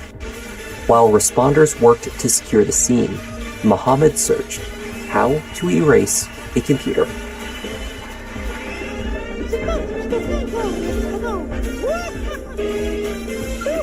The 16-year-old was arrested and charged with the murder of his mother. Police released little information about the role played by his father, stating only that there was not enough evidence to bring charges against the elder Altantawi. The case against young Mohammed was a strong one. Those close to the family explained that the teen, unlike his sisters, was more like his father, described as a traditional Muslim. While his sisters were happy to go shopping with their mother and generally embrace American culture, Mohammed, apparently, was not. He disapproved of her lifestyle, the independence she had gained as a personal trainer, and he resented her decision to leave his father. Witnesses further asserted that the devoted son worried that his parents' divorce would further alienate his family from the local Syrian and Islamic community. Tensions between Mohammed and Nada had been growing in recent months. At the end of an argument between the two roughly a week before her death, Aya told police that Mohammed yelled at his mother. It doesn't matter because she would get what was coming to her. When the case finally went to trial, years later due to appeals and the pandemic, the state argued that Muhammad smothered his mother with a toxin-doused cloth in her makeup room. They were unable, however, to identify the chemical used or where exactly he sourced it from.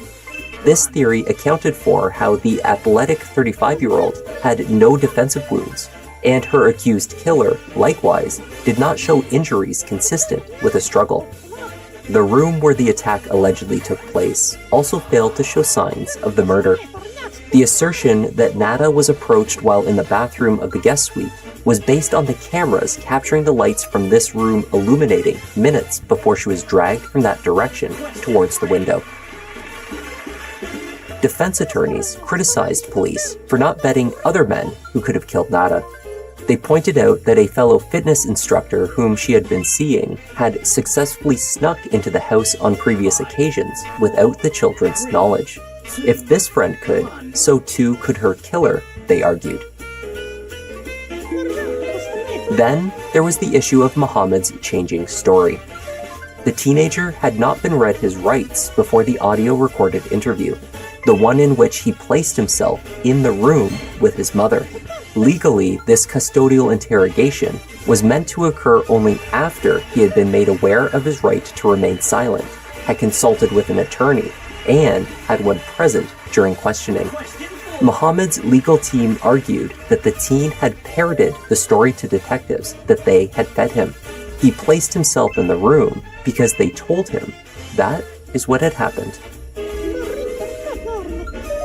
The Michigan Court of Appeals ruled that his statements, for the most part, could not be presented at trial.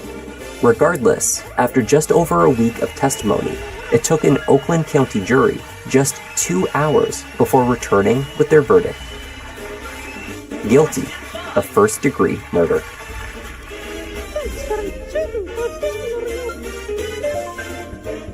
Muhammad was 20 years old by the time he came before Judge Martha Anderson to be sentenced. The convicted murderer was representing himself at the hearing. He spoke for hours in what has been described as a senseless rant during which he forcefully maintained his innocence. 5 years ago, I got arrested for, as I said, the worst crime imaginable. MDOC's requested sentence for 40 to 80 years. I don't care. Oh man, and for her to die at 35 years old, a terrible death by any means, I wish I could change.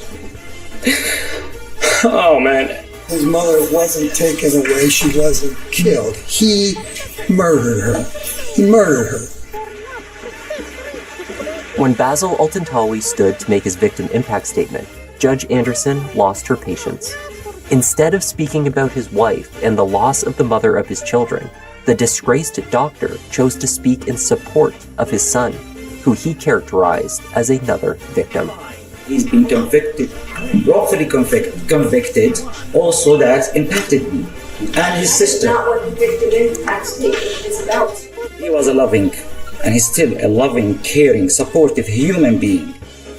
I want you to be quiet. You are not the victim. He, I said he, not I. But if he's talking about you, sir, he's referring to you as a victim. You are not the victim here. When Basil was finished speaking, his daughter Aya was forced from the courtroom.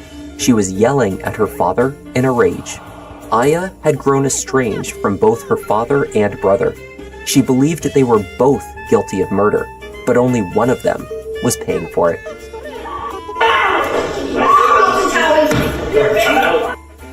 Aya continued to speak out, defending herself against her brother.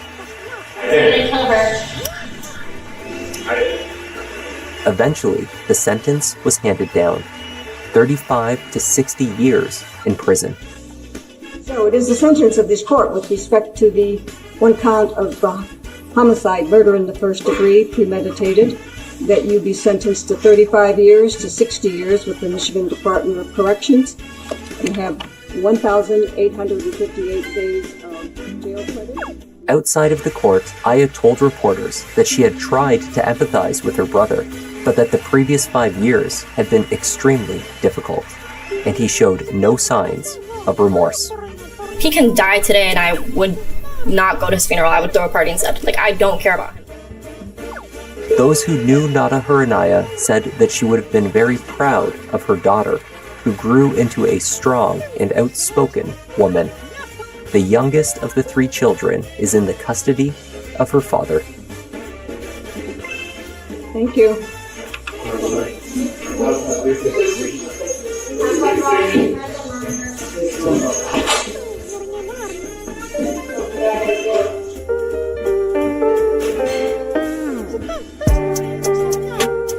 That was the tragic case of Nada Huranaya.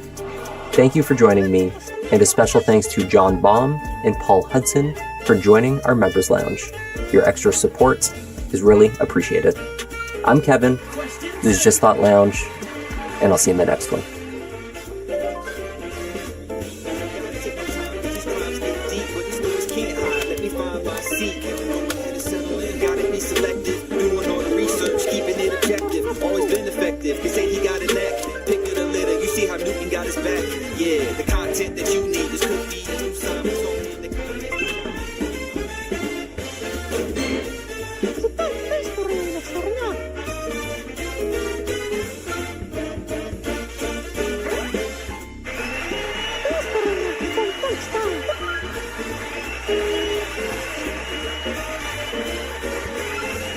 Question 3.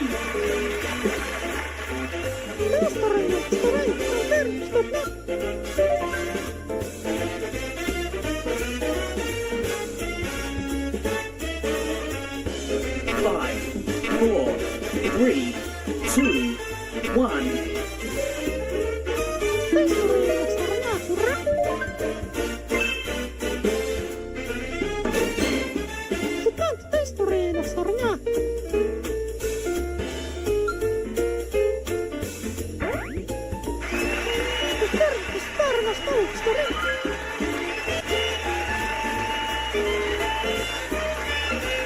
Question 4.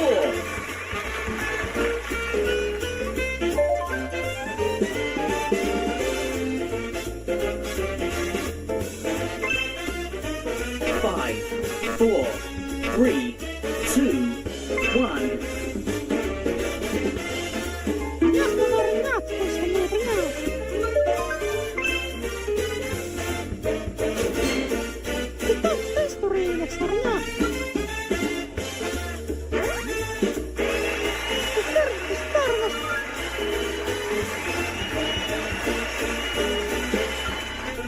Question 5.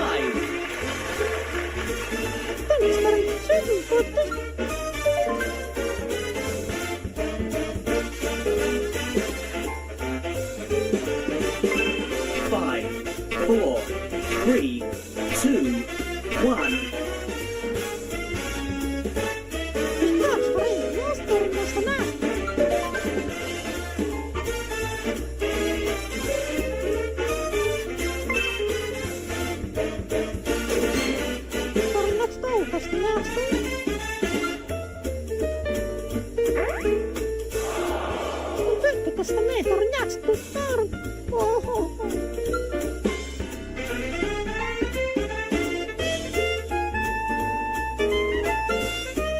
Final question.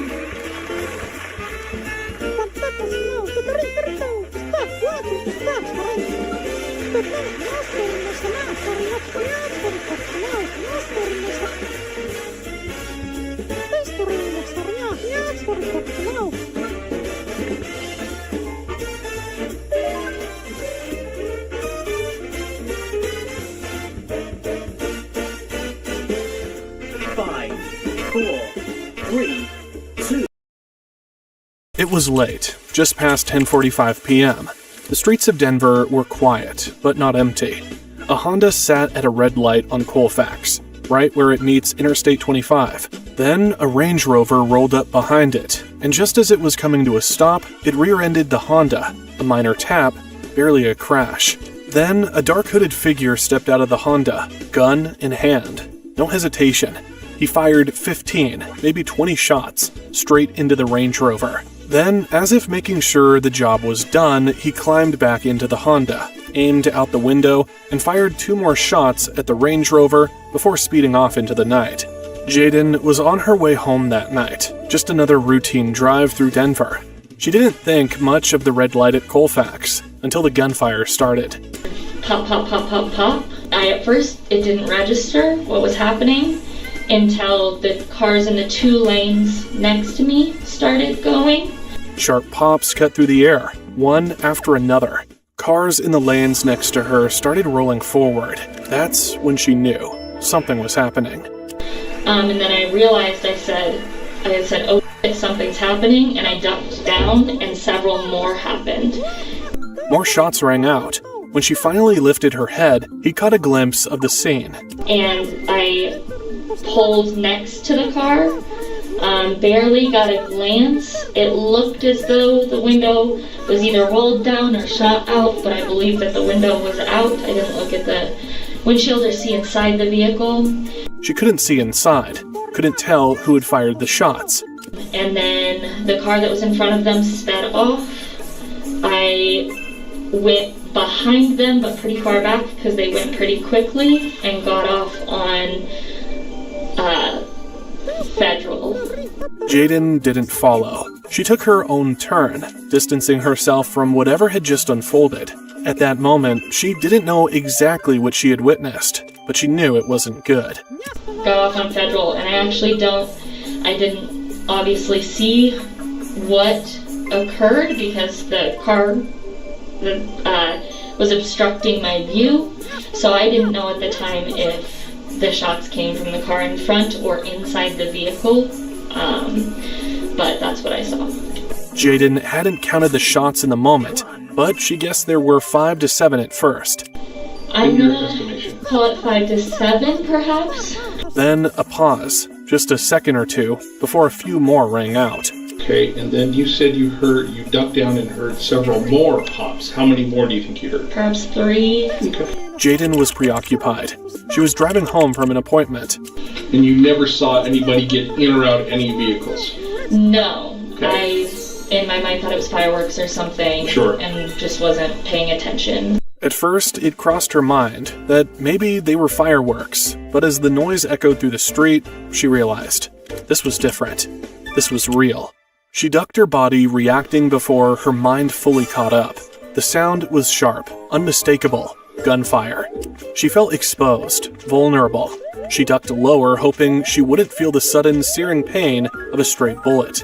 I recognized the sound of gunshots, and I thought perhaps one was going to hit me. Fear didn't hit her right away. It was more of a delayed reaction, creeping in after the moment had already passed. But the thought stuck with her. If she had been just a little closer, just a little slower, maybe things would have turned out differently. Jayden wasn't the only witness. Many more experienced the same terror. Alex Martinez had been on his way home from a soccer game when the gunfire shattered the night. At first, he wasn't paying much attention. His music was up, drowning out the usual city noise. But then, flashes of light. His stomach dropped. That wasn't streetlights. That wasn't fireworks.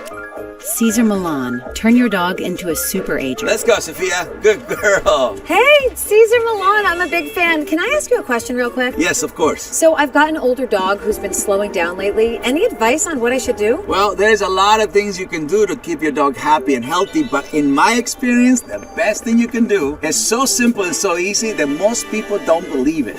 Let's talk about a difficult subject. You are going to watch your dog get old. It's just a fact. Dogs have a shorter lifespan than humans, so every year matters. Unfortunately, many pet parents lose out on some of those years because their dog's health doesn't hold out. Hi, I am Cesar Millan, this is Sophia, and this is Benson. I consider them part of my family, and I know most people feel the same way about their dog. It is really easy to love them. The hard part is, our dogs become seniors way too soon. By the time they are 8 years old, their bodies start to decline, and for larger dogs, that decline may come even sooner, around 6 or 7. That's how early the symptoms of old age can show up. First, you notice they stop acting like themselves. They slow down and gain weight. It gets hard for them to climb stairs or jump into bed because their joints hurt. With age, dogs can lose their teeth and get bad breath. They might even get depressed and develop anxiety and anxious behaviors. like nervous spot chewing and non-stop licking. But none of these things have to happen to your dog so early, thanks to a recent scientific breakthrough in the field of canine health. A breakthrough that can help optimize your dog's biological clock. In a minute, I'm going to explain what the breakthrough is and tell you how you can use it at home. I didn't see. I did not physically see the weapon. Okay. I seen the light from when you shoot the gun, and you have the light and the sound. Okay. So that's what I heard. Unlike Jaden, Alex actually saw the shooter. When he got out, he had his hoodie on, and he turned to face towards north, and all I see is the side of his forehead. So literally right here. The figure turned just enough for Alex to catch a glimpse of his forehead. He wasn't tall, maybe 5'6" or 5'7". Then he lifted his arm, partially hidden by the roof of the car. Alex didn't need to see the weapon to know what was happening. The gunshots told him everything. 6 flashes, 6 sharp bursts of light, each one sending a wave of adrenaline through his body. The Honda was already speeding off, disappearing into the night. Alex didn't stick around to see where it was headed. He just kept driving, pulse hammering, knowing he had seen something he wasn't supposed to. Meanwhile, first responders rushed to the scene.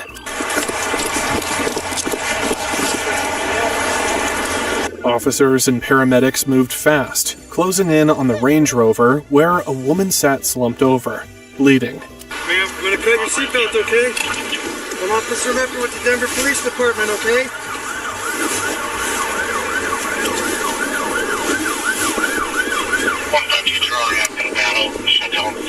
An officer pressed down on her wounds, trying to slow the bleeding. There were multiple shots, some to her face. It was bad. I'm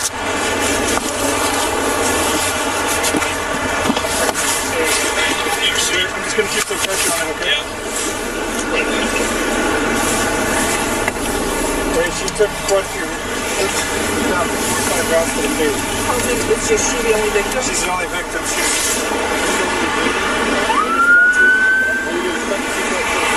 They worked quickly, checking for an ID, searching her purse. See if I can find an ID in her purse. Yeah. I don't know how you want to do this. You want to put the seat back so we can get to her? One of them called out, trying to get a response. Nothing. What's your name? Can you tell me your name?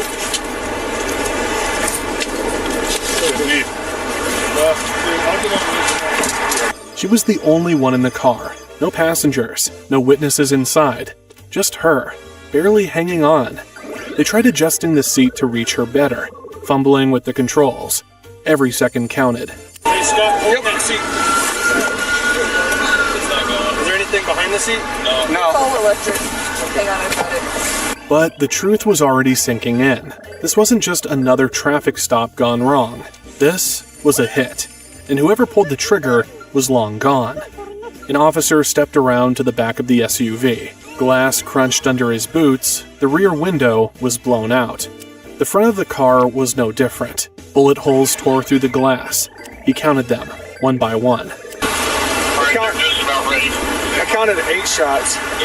Yeah, there's one right above the left windshield wiper. So that's 2 out of, like right there. License plate, that's probably hers. That's the same one as the one on the back. Okay, that's probably hers. 8 shots, just in the windshield alone. Another officer searched the purse again. Nothing. No ID, no wallet, just an empty bag. Whoever she was, they had no name yet. Another officer called out for gloves. Hey, you got gloves? Nitrile gloves? I got one. There's one here, pick it up, and there's one over here, pick it up. Are you okay? What's your target? I photographed it. Evidence needed collecting. Shell casings, bullet fragments, every piece mattered now.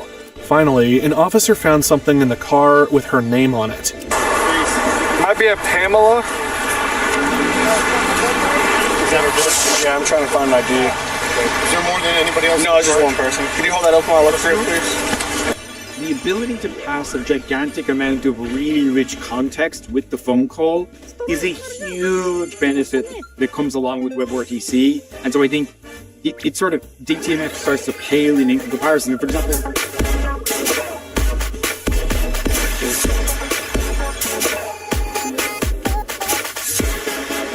hello everyone, welcome to another late night episode of Deep Learning with Poly AI. We continue our sessions on telephony today with Oshin Glenn, our VP of Solutions Consulting. Oshin, good to see you again. How have you been? I've been great. I've been looking forward to getting into the next segment of this here and talking more about this telephony and VoIP and all that good stuff. Yeah, I was going to start it with a classic Damien style, the only podcast where, an Irishman living in New Jersey is explaining telephony to you, so I think it is honor. Maybe we kick off with we talked about the history of telephony, where it's going, but we didn't get very deep. So I thought we could start with just kind of like a set of blitz questions around what's a PBX? Yeah, so I think that PBX stands for Private Branch Exchange. It's essentially a phone system that you're generally running within your organization. You have a private numbering plan, think about the extension numbers we deal with, like dialing extension 123, stuff like that. So it's really a private mini phone network that's being delivered by some equipment or service that they have in an organization. Okay, and then kind of like moving on, we talked a bit about VoIP. Yeah. So VoIP. So I think, VoIP is a tricky one. So, voice over internet protocol, and does technically have to be over the internet. That could be within a LAN, within a network of an organization, right? But it's using IP as the underlying protocol. And I think when we think about VoIP, today I think we primarily think about SIP, which is Session Initiation Protocol. There were some legacy or historical protocols before that, H323, MGCP, Cisco had their Skinny protocol that they were using with some of their devices. But in general today, we really think about SIP. And I think it's important then to think about this as we think about VoIP. SIP, it's really organizing, that session initiation. It's about organizing the phone call. The actual audio of the call is going on RTP, real-time protocol. And that's literally, in most cases, 50 packets per second in each direction, shooting back and forth with the actual audio. So SIP is essentially organizing the phone call, and it's organizing how the RTP is going to flow between things. And then probably the most modern end of that today would be WebRTC, which breaks that tradition a little bit, where WebRTC can in fact be involved in both the media and the organization, although that doesn't always have to be the case. But those are kind of the core protocols that tend to be under that umbrella term VoIP today. Okay. So kind of going into things that might be a bit more esoteric for the audience. Asterisk. I remember this from the early days of Poly AI when we didn't have guys like you. And I remember distinctly that I was fascinated because it was the first time in a while that I saw two of our engineers with a book, a hefty, that just said asterisk on it, right? And they spent a lot of time with that thing as they were building out everything and stuff. So it was at that point that I realized that there's a relatively small number of people on this planet who know telephony really well, and that knowledge is not as easily commoditized, in that you don't just go on Stack Overflow and paste a bunch of code. So can you tell me a bit more about Asterisk and just the history of that thing? I mean, so you're totally right. I think, first of all, Asterisk and some of the things that came along, whether it's OpenSIPs, OpenCirc, Emilio, FreeSwitch, the open source movement there really did bring a democratization to all this, because it was super close.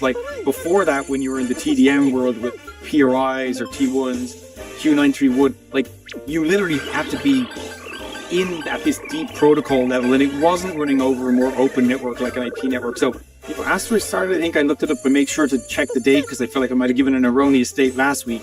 1999, and then I think FreeSwitch started around 2006, and FreeSwitch was a fork from Asterisk. But essentially, Asterisk started with, this idea of building something where it could be an open source PBX. So I think, open source has been big in the web all that time, right? You had open. So there was a bridge between this open blew up. drawing in thousands of comments. Some people cheered him on, while others questioned why he was provoking her in the first place. But Zachary didn't stop. If anything, the attention fueled him. He made more videos, more confrontations. He even started tagging his posts with Road to Fame, as if this wasn't an actual dispute, but a storyline in a series he was creating, and it was working. To his followers, it was entertainment. To the Durhams, it was harassment. Then, on May 4th, everything came to a head. According to reports, the confrontation began when Catherine, William Sr., and their sons, William and Jonathan, decided to confront Zachary about his behavior. The Durham parents believed that Zachary had purposely swerved his truck towards their sons whilst they were out on their bikes, and after months of tension, they were no longer willing to let it slide. You're 18, come on! Get out of his face! Get out of his face! No! Get out of his face! Get out of his face! Oh, did you hit me? Did you hit me? Now! Get over here. Zachary drove home, armed himself with a stun gun and knife, and waited. They followed him there, and that's where the situation turned violent. Outside his home, a physical fight broke out between Zachary and the Durhams. At some point, Zachary pulled out his knife, and in the struggle, he would strike William Sr. with the knife multiple times in the torso and arm, and his injuries were severe, and despite efforts to save him, the 51-year-old father would die shortly after. The entire confrontation was chaotic. When the police arrived, they took both sides into custody. Zachary claimed that he had acted in self-defense, arguing that the Durhams had come to his home intending to attack him, whereas the Durhams say that Zachary had lured them to his house, armed and ready, with the intention of creating a violent altercation. Prosecutors initially charged Zachary with manslaughter instead of murder, suggesting that they didn't believe it was entirely premeditated. In April of 2023, a jury found Latham not guilty, accepting his claim of self-defense during the confrontation. If you were scrolling through TikTok a few years ago, you might have come across a creator known as Yandere Freak. With a mix of cosplay and edgy humor, they had built up a significant following. Their real name was Mary Ann Oliver Snow, and they dressed up as popular anime and video game characters, acting out short skits and lip-syncing to dramatic audio clips. As their audience expanded, so did their influence. Yandere Freak became a well-known figure in certain corners of TikTok, amassing hundreds of thousands of followers. What most people didn't realize was that behind the cosplay, a much darker story was unfolding. On the 17th of January 2021, Mary Ann Oliver Snow was hanging out in their home in Houston, Texas, along with several close friends. They had all known each other for years, and it was a kind of casual gathering they had done many times before, drinking, joking around, and just talking. But that night, something was different. At some point during the evening, Mary Ann retrieved a handgun, a Glock 19, which they claimed had once belonged to an ex-boyfriend who had left it behind. According to their later testimony, they believed the gun was unloaded. It wasn't meant to be a threat, it was just a prop in the moment, something to joke about. As Mary Ann showed off the gun, they pointed it at their friend Helen Hastings, who was just 18 years old at the time. Laughing, she started waving the weapon around. It was meant to be a harmless, edgy joke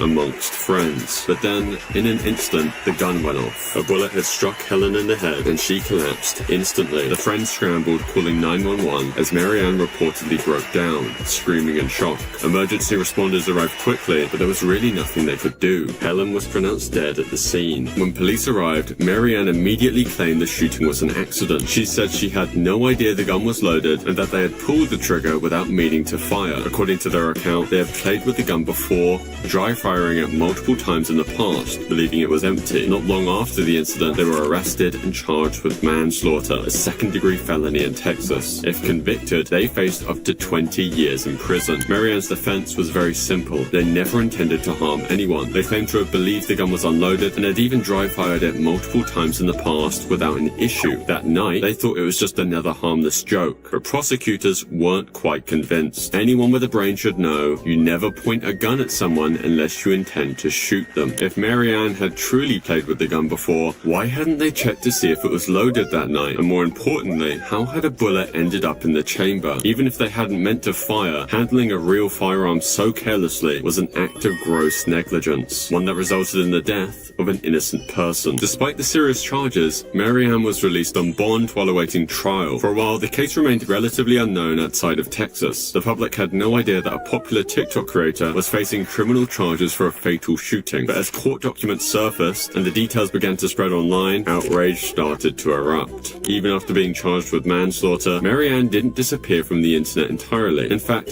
they continued making TikToks as if nothing had happened at all. For most people, it was deeply unsettling to see someone involved in such a tragic event acting as if it was just a minor setback. Unlike many high-profile cases, the legal process surrounding Yandere Freak's charges became somewhat of a mystery. There has been very little public information about the outcome of the case, leaving many questions unanswered. The lack of clear updates has only added to the unsettling nature of the case, leaving people wondering how someone involved in such a tragic event seemingly faded into the background. Kira Hart was a 14-year-old girl from Queensland, Australia. Sometime in March 2023, Kira was invited to a sleepover. The girl who invited her, Renisha Gretsch, wasn't a stranger. She was someone Kira knew, a so-called friend. There was no reason to say no. She arrived at the house, probably expecting to watch a film, eat snacks, and laugh with her friends. But instead, the door shut behind her, and the atmosphere changed immediately. What she thought was going to be a fun night with friends turned into something much darker. It started with simple taunting. The girls at the sleepover, the same ones who had invited her over, weren't acting like friends anymore. They surrounded her, making fun of her, and started off just by bullying her. Over the next few hours, she would experience a level of cruelty that's hard to imagine. The betrayal, the violence, and the sheer lack of humanity was made worse by the fact that they made sure to record everything. At first, Kira's friends and family had no idea what had happened to her. When she finally came back from the sleepover, she was barely recognizable. Her face was swollen and bruised, her body covered in wounds. But the full horror of what she endured wouldn't be understood until the footage surfaced online. In the video, Kira is seen cowering, crying, and begging for it to stop.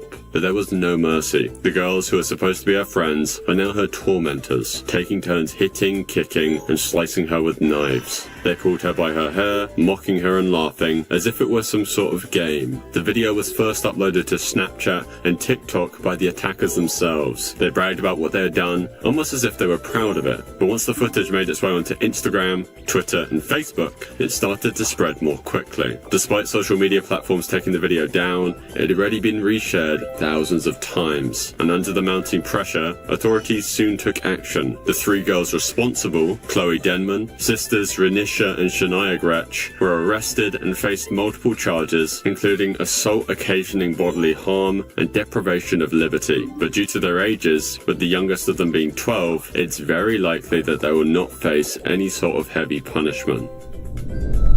We're now on level 4 of the iceberg. Dino and Zara were one of those couples. Their videos, pranks, challenges, and everyday moments built a loyal audience, with fans calling them relationship goals. But social media often hides reality. On July 4th, 2024, something went terribly wrong. An argument broke out between Dino and Zara, the details of which are still unclear, but it quickly escalated into something far more dangerous than anyone could have expected. In a moment of rage, Dino allegedly pulled out a weapon, aimed it at Zara's face, and fired it. Neighbors and emergency responders rushed to the scene, finding Zara in critical condition. She was immediately transported to the hospital, where doctors worked desperately to save her life. Miraculously, she survived the shooting, but the injuries she suffered were severe. While Zara was in a hospital bed fighting to recover from her injuries, Dino was facing the full force of the law. Authorities arrested him in connection with the shooting, and he was booked into jail. Reports from the Flower Mound Police Department confirmed the details of the incident, and soon, mugshots of the once popular TikToker were circulating on the platform. And even after everything, they're back together. Recent posts show them side by side, acting like nothing ever happened. Dino was only sentenced to 10 years of probation, as his defense argued that it was purely accidental. Though that still doesn't explain the argument why Dino would retrieve a gun and then point it at the woman he's meant to love most.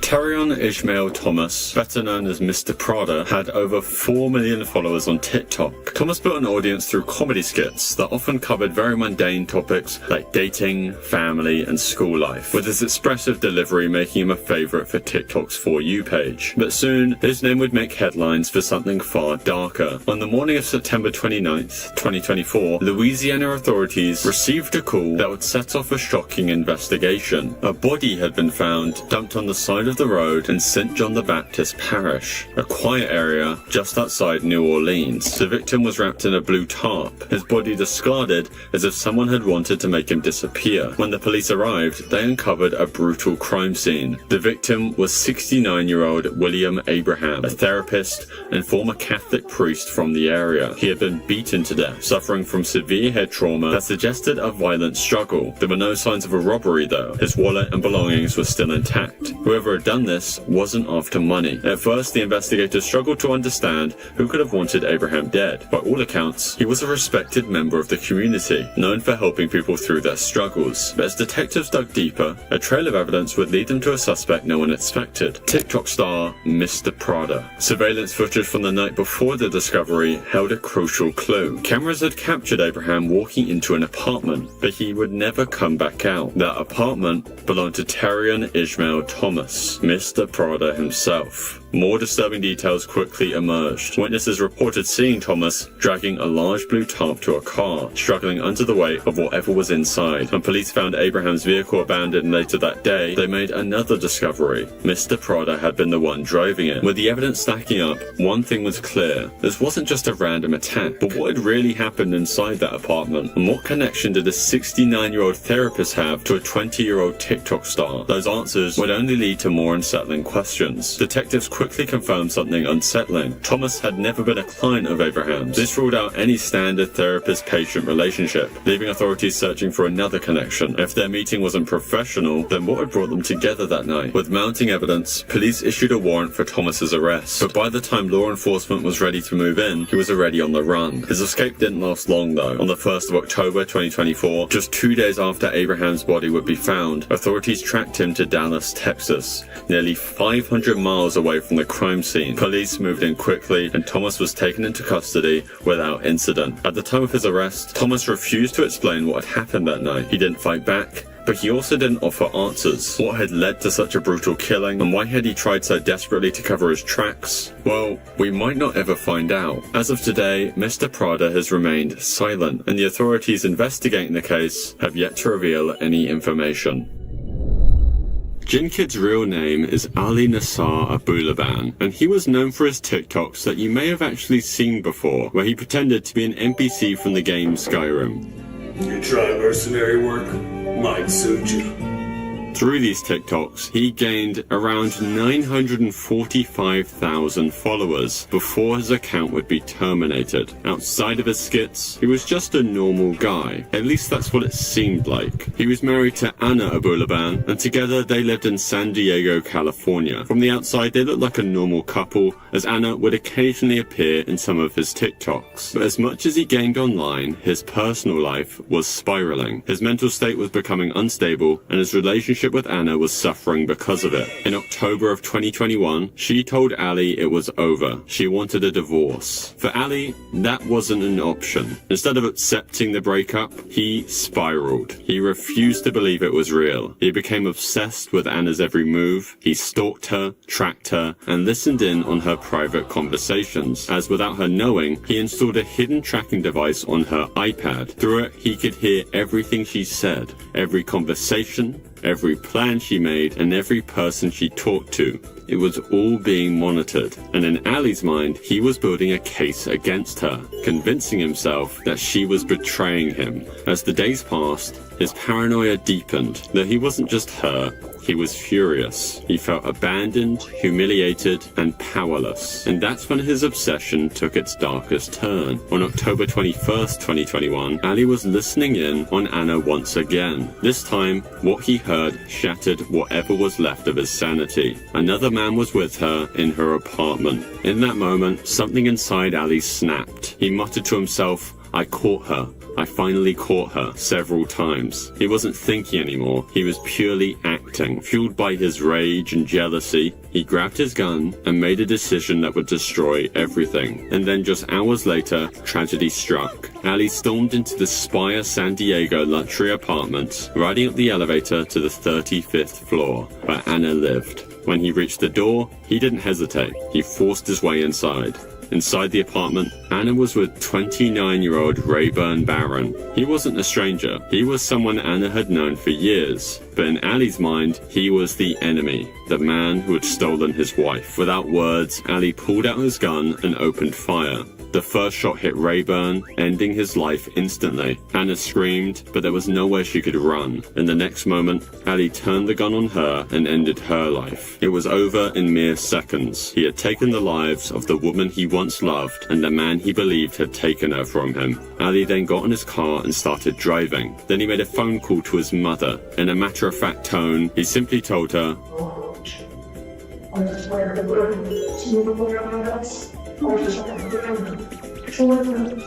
By now, Anna's neighbors had already called 911, and it didn't take long for the police to piece together what had happened and put out an alert. Ali was on the move, and officers were closing in, though he wouldn't make it far. Not long after leaving the apartment, police caught up with him on Interstate 805. His car was pulled over, and officers surrounded him. He didn't fight, and he didn't try to escape. Ali was taken into custody without resistance, the gun still in his vehicle. By the time the news broke, the internet was in shock.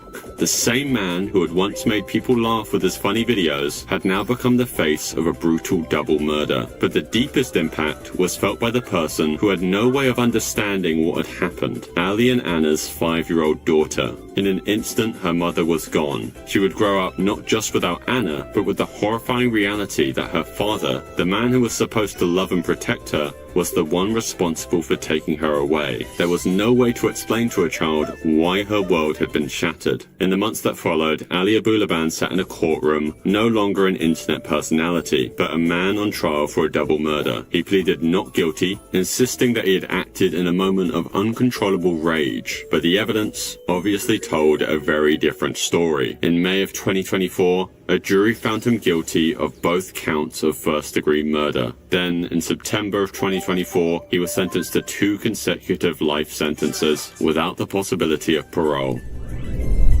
Social media can turn everyday people into stars overnight. Jonte Collier and Eric Dodds were one such a couple. Their TikTok videos gained them over 800,000 followers, as many admired them not just for their personalities, but for the representation they brought to the LGBT community. Though the same people who built their brand on love were hiding something much darker, something that none of their followers saw coming. At first, the changes were subtle. Their uploads slowed down, and the usual light-hearted energy in their videos felt somewhat different. Some followers noticed, but most scrolled past without a second thought. Then, one day, their content would stop altogether. What happened? The answer isn't just surprising, it is deeply disturbing. On August 10th, 2022, Jonte was arrested in Georgia. At first, the details were scarce. News outlets reported that he'd been taken into custody, but for what? No one knew for sure yet. It didn't seem real. Fans obviously scrambled for answers, hoping it was some kind of mistake. Then, just as people were starting to wrap their heads around Jonte's arrest, something even stranger started happening. Eric took to social media to defend Jonte. He was emotional, adamant that his partner was innocent. No, he has not done anything to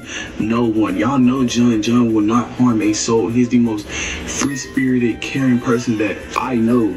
To him, this was just a mistake, something that would soon be cleared up. He reassured their fans that Jonte would be home soon, but that never happened, because just days later, Eric was arrested too. The same man who had been pleading for Jonte's innocence was now in handcuffs himself. 2 arrests on the same case, same sudden disappearance from social media. On August 1st, 2022, in Rossville, Georgia, a man named Dakota Bradshaw had been shot inside his home. Witnesses reported seeing 2 vehicles speeding away from the scene, a red truck and a blue Dodge Challenger. Bradshaw was rushed to Arlinger Hospital, but it was too late. He didn't survive. As police pieced together the evidence, their investigation led them to Jonte Collier and Eric Dodds. On August 8th of 2022, a murder warrant was issued for Jonte, and just 2 days later, he was arrested in Huntsville, Alabama. At that moment, many assumed the case was closed, but on August 15th, investigators took it a step further. A second murder warrant was issued, this time for Eric. The very next day, he would be arrested. Their fans were in complete shock.